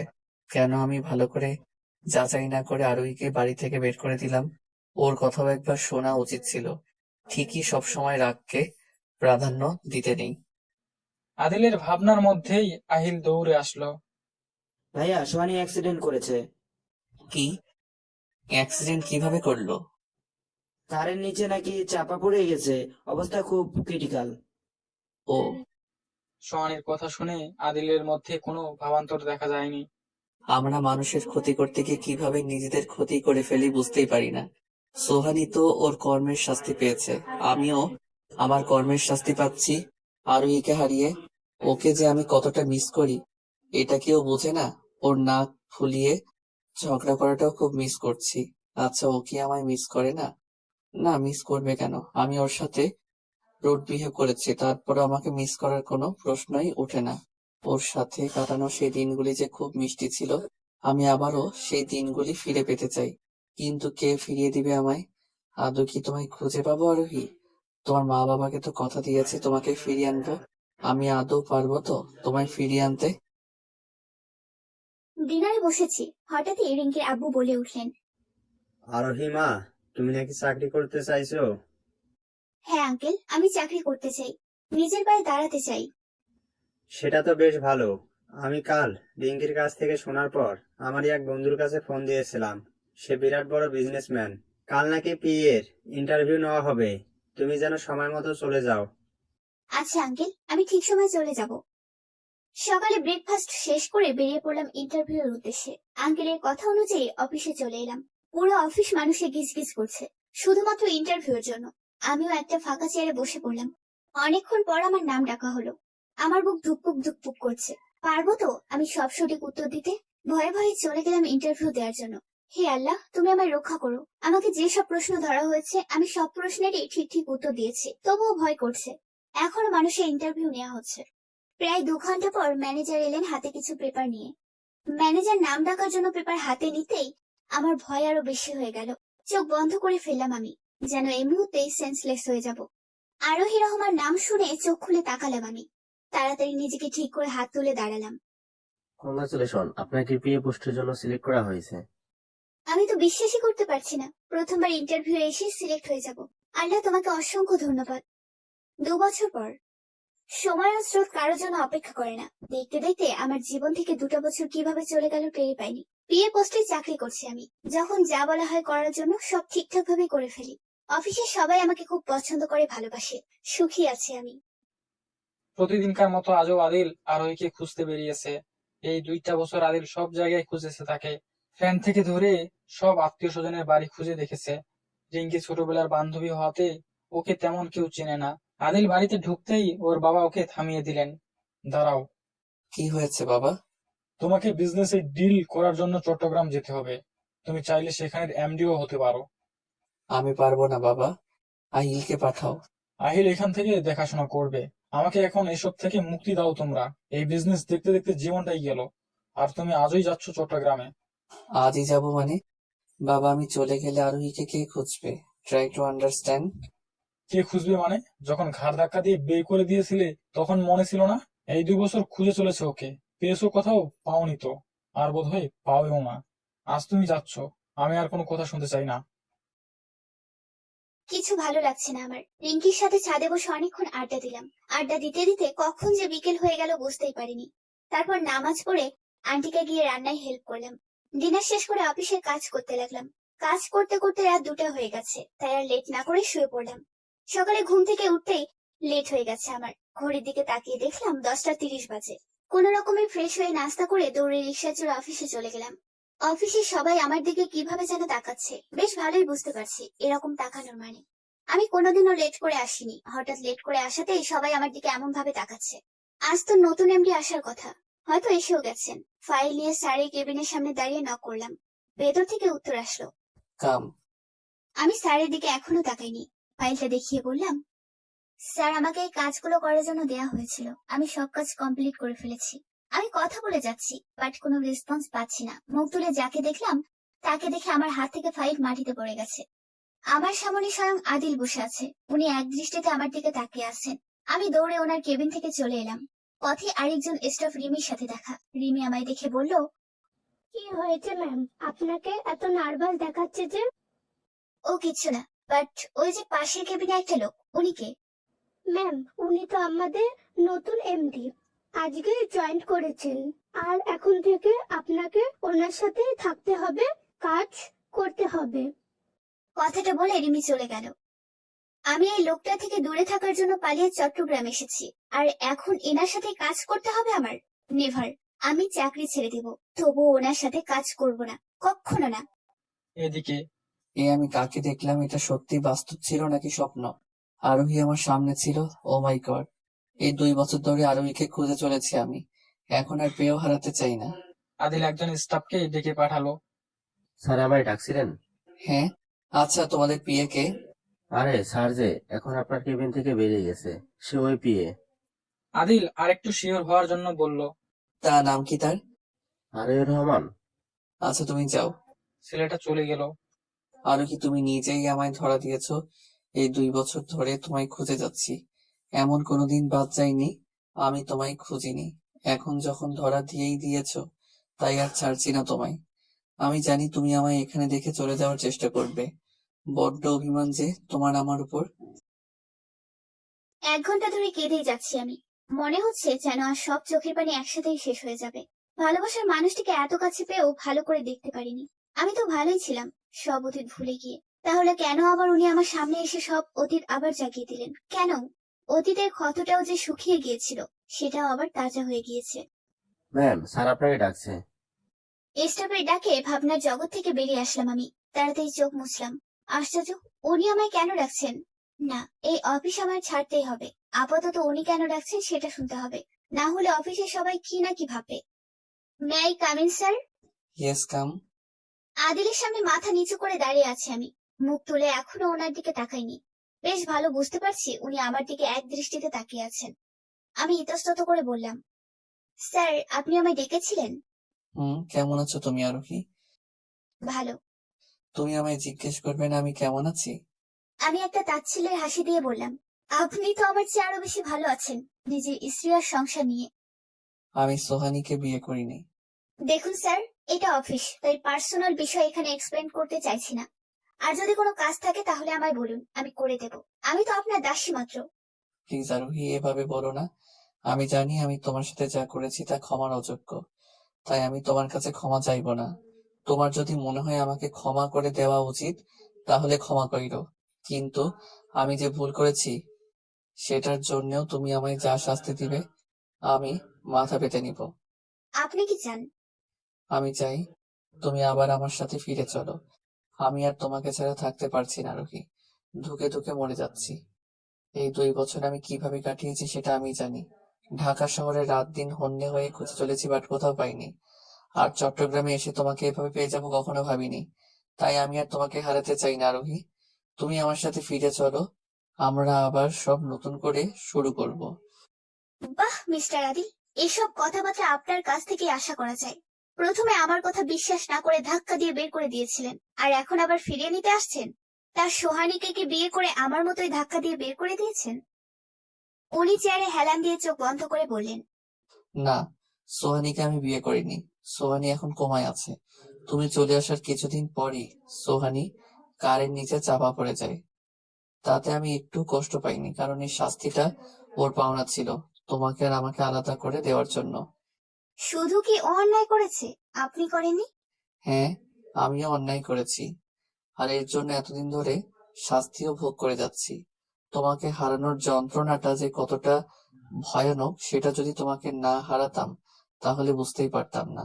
প্লিজ আরোহী, এবারের মতো আমায় মাফ করে দাও। আমি সব জেনে গিয়েছি, তোমার কোনো দোষ ছিল না সেদিন। তুমি তো ফুলের মতো নিষ্পাপ। আমাকে ক্ষমা করে দাও, না হলে যে আমি মরেও শান্তি পাবো না। আমাকে কেন ফিরিয়ে নিতে চান আপনি? উনি এগিয়ে এসে আমার দু কাঁধে হাত রেখে বললেন, কারণ আমি তোমাকে ভালোবাসি। হ্যাঁ, ভালোবাসি। দেরিতে হলেও আমি বুঝতে পেরেছি যে আমি সোহানীর প্রতি নই, তোমার প্রতি দুর্বল। আমার তোমাকে যেভাবেই হোক চাই। তুমি চলে আসাতে আমার যতটা কষ্ট হয়েছে, সোহানীর কোমায় চলে গেছে কথাটা শুনেও তেমন কষ্ট হয়নি। একদমই কষ্ট হয়নি। তুমি স্বপ্ন দেখতে না রাজকুমারের সাথে তোমার বিয়ে হবে, তারপর তার কাছ থেকে ভালোবাসা আদর পাবে। এই রাজকুমার এখন তোমাকে সব ভালোবাসা আদর দিতে প্রস্তুত। আমি ওনার কথা শুনে ওনার হাত আমার কাঁধ থেকে চট করিয়ে সরিয়ে ফেললাম। কি মনে করেছেন আপনি, যখন ইচ্ছে হবে কাছে টেনে নেবেন, আবার যখন ইচ্ছে হবে তখন দূরে ঠেলে দেবেন? এই ভুল আমি আর করছি না। বেশ ভালোই তো ছিলাম এই 2 বছর, তাহলে কেন আবার আমার জীবনে অশান্তি নিয়ে এসেছেন? আপনি কি আমায় ভালো থাকতে দেবেন না? কথাটা বলে বেরিয়ে আসলাম ওনার কেবিন থেকে। কান্না আটকে রাখা সম্ভব হচ্ছে না আমার পক্ষে। কাঁদতে কাঁদতে বাড়ি চলে আসলাম আমি। তারপর ফ্রেশ না হয়ে শুয়ে পড়লাম। কিছুক্ষণ পর রিঙ্কি এসে আমায় টেনে তুললো। কি হয়েছে তোর, এভাবে টানছিস কেন? আগে আমার সাথে চল। রিঙ্কি আমাকে টেনে সোফার রুমে নিয়ে গেল। সেখানে গিয়ে আমার চক্ষু চড়ক গাছ। আদিল সোফায় বসে আছেন আর আমার দিকে অপরাধী ভঙ্গিতে তাকিয়ে আছেন। বেশ ভালো বুঝতে পারছি ওনার অনেক অনুশোচনা হচ্ছে, কিন্তু আমি তো সহজে বলবো না। ওনার কারণে এই 2 বছর আমি আমার সংসার থেকে দূরে থেকেছি, আমার মা বাবার থেকে দূরে থেকেছি। রিঙ্কি, উনি এখানে কি করছেন? আসলে জিজু তোকে ফিরিয়ে নিতে এসেছেন। উনি ভাবলেন কি করে যে আমি ওনার সাথে যাব? আমি ওনার সাথে কখনো যাব না। আমার কথা শুনে আদিল আমার দিকে এগিয়ে এলেন। তারপর আমার পায়ের কাছে বসে হাত জোড় করে ছলছল চোখে তাকিয়ে আছেন। আমি ওনার এরকম অবস্থা মেনে নিতে পারছি না, তাই চোখ সরিয়ে নিলাম। আঙ্কেল আমার দিকে এগিয়ে এসে বললেন, দেখো মা, সংসারে এমন অশান্তি প্রায়ই হয়। আর তোমরা তো একে অপরের থেকে 2 বছর দূরে থেকেছো। তোমরা কেউ ওই নতুন করে সংসার শুরু করোনি, তাই এখন তোমরা তোমারই আবার নতুন করে সংসার শুরু করো। কেউ যদি ক্ষমা চায় তাহলে তাকে একবার ক্ষমা করে একটা সুযোগ দেওয়া উচিত। গুরুজন হিসাবে এটুকুই বলতে পারি। এখন যদি তোমার মনে হয় আমার কথা মানা উচিত তাহলে মানো, আর না হলে নেই। রিঙ্কির আম্মু এসেও আমায় অনেক বোঝালেন। ওনাদের কথা ফেলতে পারিনি, তাই আদিলের সাথে আবার ঢাকায় রওনা দিলাম। গাড়িতে বসে আছি আমি আর আদিল। উনি বারবার আমার দিকে আর চোখে তাকাচ্ছেন। আমি মুখ ফিরিয়ে জানলা দিয়ে বাইরে তাকিয়ে রইলাম। 2 বছর পর ঢাকায় এলাম, অনেকটা পাল্টে গেছে। বাসার সামনে দাঁড়িয়ে কলিং বেল চাপতেই মা এসে দরজা খুলে দিলেন। আমাকে দেখে উনি তাড়াতাড়ি এসে জড়িয়ে ধরে চুমুতে ভরিয়ে দিচ্ছেন। কোথায় হারিয়ে গিয়েছিলি রে মা তুই? এতদিন পর আমাদের কথা স্মরণ হলো তোর? আমার ছেলেটা যে তোকে খুঁজতে খুঁজতে পাগল হয়ে গিয়েছিল। খাওয়া দাওয়া বাদ দিয়ে রাত দিন তোকে খোঁজাখুঁজি করতো। দেখ, এবার চট্টগ্রাম গিয়ে তোকে খুঁজেও পেলো আর নিয়েও আসলো। আজ আমার ঘর আবার আলোকিত হয়েছে তুই আসাতে। আমার সংসার এবার পূর্ণতা পাবে। মা, আহিল আর রুবা কোথায়? ওরা রুমে আছে। জানি না কোথায় তুই এসেছিস, না হলে সারা বাড়ি উড়িয়ে ফেলতো। তুই যাওয়ার পর থেকে তোর বাবা আর আহিল আদিলের সাথে তেমন কথা বলতো না, কিন্তু এবার তুই এসে গেছিস, তাই সব ঠিক হয়ে যাবে। রাতে বেলকনিতে শাড়ি পরে দাঁড়িয়ে আছি আমি। আজ আম্মু আপু এসেছিলেন, তারাও আমায় অনেক বুঝিয়েছেন, তাই সব গুরুজনদের কথা একবার শুনে ওনাকে ক্ষমা করে দিয়েছি। হঠাৎ পেটে ঠান্ডা হাতের স্পর্শ পাওয়াতে শিউরে উঠলাম আমি আমার পেট থেকে ওনার হাত সরানোর চেষ্টা করছি, বাট উনি ছাড়ছেন না, আরো শক্ত করে ধরে রেখেছেন। উনি আমার ঘাড়ে মুখ গুজে বললেন, অনেক দূরে রেখেছে তোমায় আর না। আমি ওনার দিকে ঘুরে বললাম, আপনি তো বলেছিলেন যা শাস্তি দেব মাথা পেতে নেবেন, তার শাস্তি ভোগ করার জন্য প্রস্তুত আছেন তো? উনি একটা মুচকি হাসি দিয়ে বললেন, হুম, আমি প্রস্তুত আছি, কি শাস্তি দিবে দাও। আমিও একটা মুচকি হাসি দিয়ে বললাম, বেশি কিছু না, জাস্ট আমাকে ভালোবেসে আগলে রাখতে হবে আর বিশ্বাস করতে হবে। উনি আমাকে জড়িয়ে ধরে বললেন, এমন শাস্তি আমি হাজারো বার পেতে রাজি, আর কখনো তোমায় কষ্ট দিব না, কখনো না। আমি তোমাকে ভালোবাসি আরোহী, খুব খুব ভালোবাসি। আর এখন থেকে দেখবে আদিলের দা আনলিমিটেড লাভ। আর কখনো আমায় ছেড়ে চলে যাও না, তাহলে যে আমি মরে যাব। তোমাকে হারানোর ব্যথা বারবার পেতে চাই না। আমিও আপনাকে খুব ভালোবাসি আদিল, আই প্রমিস আমি আর কখনো আপনাকে ছেড়ে যাব না। উনি আমায় ছেড়ে দিয়ে আমার মুখের দিকে তাকিয়ে বললেন, যে আমি আমার অধিকার পেতে চাই, যে অধিকার থেকে 2 বছর বঞ্চিত ছিলাম। তুমি কি আমাকে আমার অধিকার দিবে? ছোট্ট আরেকটা আরোহী গিফট করবে। আমি কিছু না বলে ওনার বুকে মুখ লুকালাম। আমিও চাই না উনি ওনার অধিকার থেকে বঞ্চিত থাকুক। উনি আমায় সোজা করে কোলে তুলে নিলেন, তারপর আস্তে আস্তে খাটের দিকে এগিয়ে যেতে লাগলেন। আজ 2 বছর পর আমরা একে অপরের মাঝে হারিয়ে যেতে চলেছি। হয়তো আমাদের নতুন জীবনের সাথে শুরু হবে নতুন এক অধ্যায়। সমাপ্ত।